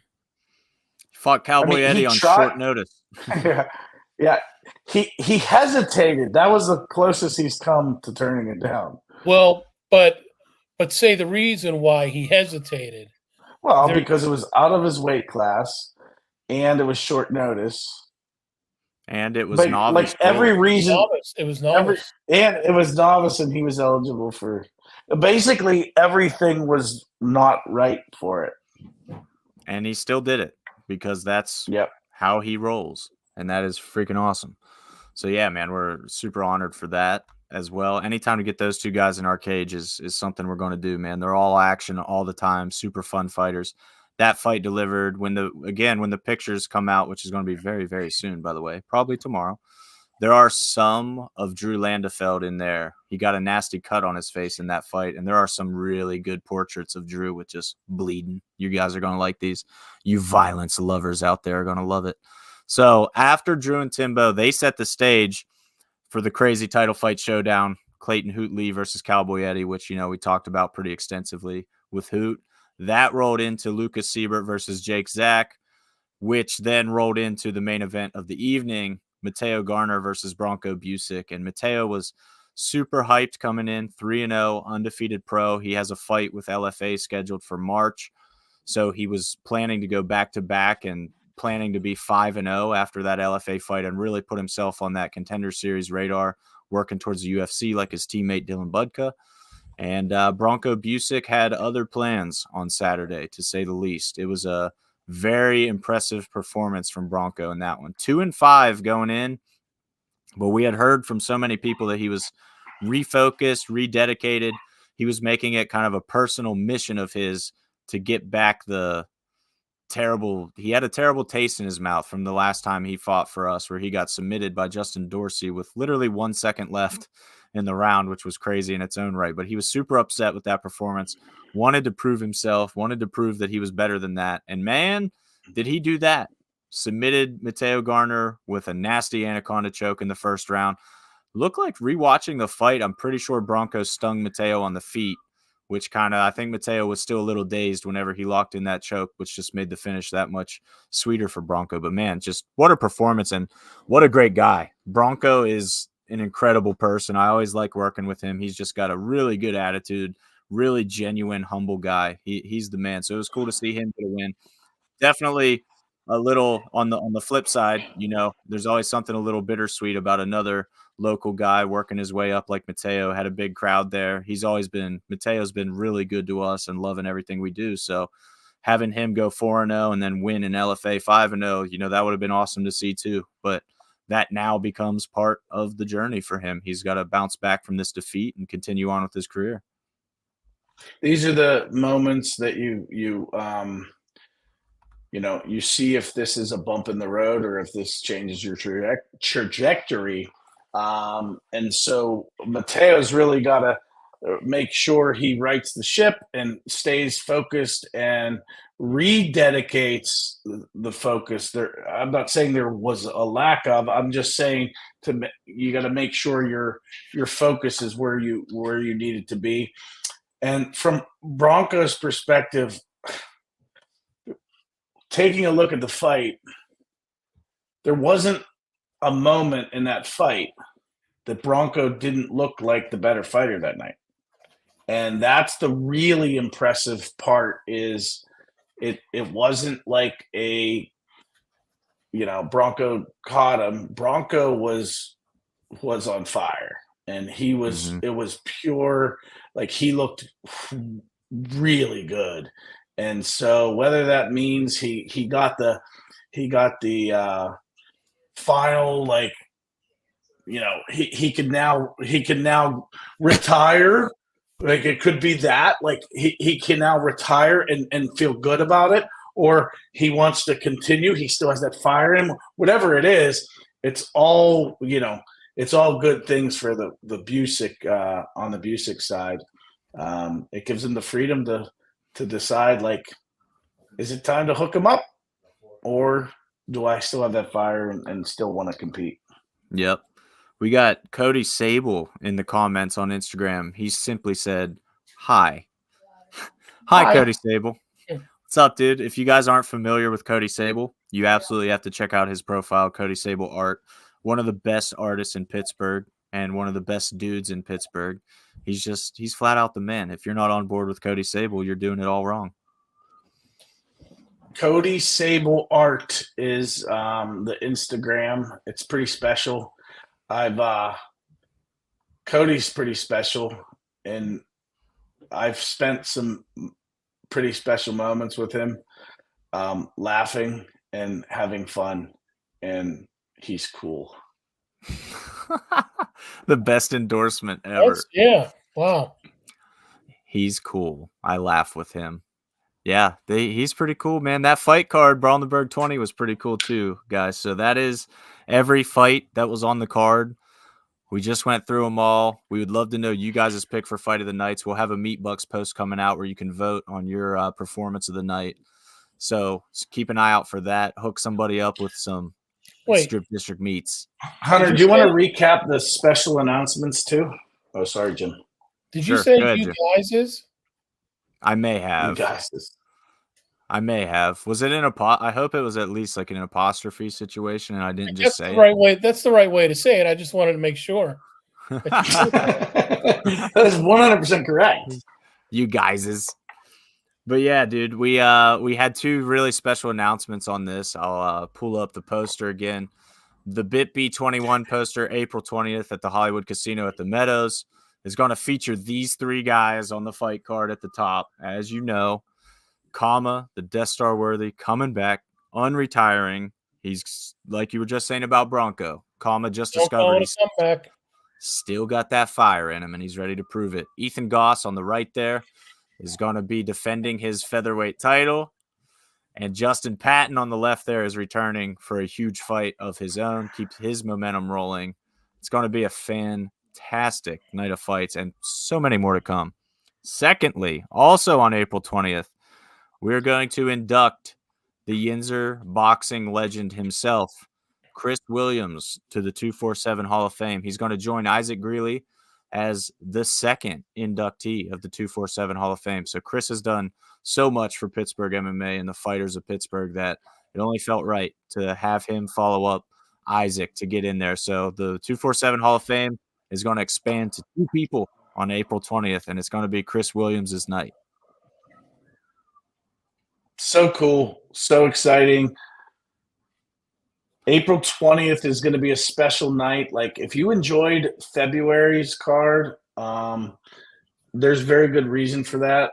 I don't see April's card being any different. It's going to be a special night at the Hollywood Casino at the Meadows. So get your tickets now. It's 247fighting.com. There's no reason to wait. We already showed you the 3 huge pro fighters that are all 3 of them are already under contract, both sides. Those bouts are completely signed. So if you're waiting, there's going to be more people added, and the longer you wait, the worse your seats are going to be. Like, that's just straight up. There's already a bunch of seats gone. And if you want to be sitting somewhere that's actually this is going to sell out. Like, we sold out 3 weeks in advance. Brawl in Burgh 16. We will also sell out. I would anticipate about that same time, 2 to 3 weeks in advance. Is when we'll have no tickets left. So grab your tickets now. There's no reason to wait. Yep. Trapper Harris said, wicked card. Y'all really do put on the best shows. Thank you, Trapper. You're the man too. Thanks for popping into the podcast too. Gotta love Trapper Harris, man. He's a beast. Speaking of guys who would just fight absolute dogs, he fought Hoot Lee before Hoot fought Cowboy Eddie. So Trapper's not afraid to get in there and mix it up either. So thanks, guys, for watching. I see some votes for Lucas Siebert already, fight of the night. So that's cool to see in the comments. Keep them rolling. We'll have an official post where you can vote for the Meat Buck. So keep an eye out on our Instagram for that. Be coming very soon, and then we'll announce it on the official podcast. So thanks for joining, everybody. I know it's a little late. This is always the wrap-up podcast is always a long one, but BitB20 was super special. Seriously, cannot thank you guys enough for being a part of that, helping it be what it was. But now we got to try to outdo ourselves again at Brawl in the Burgh 21, and I think we're gearing up to do just that. So stay tuned. Get your tickets, like Ryan said. It's all in Jim's hands. Yep. Don't let us down, Jim. Here's your one chance, Jim. Don't let us down. Let's go. All right, guys. Thank you for watching. Thanks for following along. Super fun podcast as always. We'll see y'all very soon. Peace out.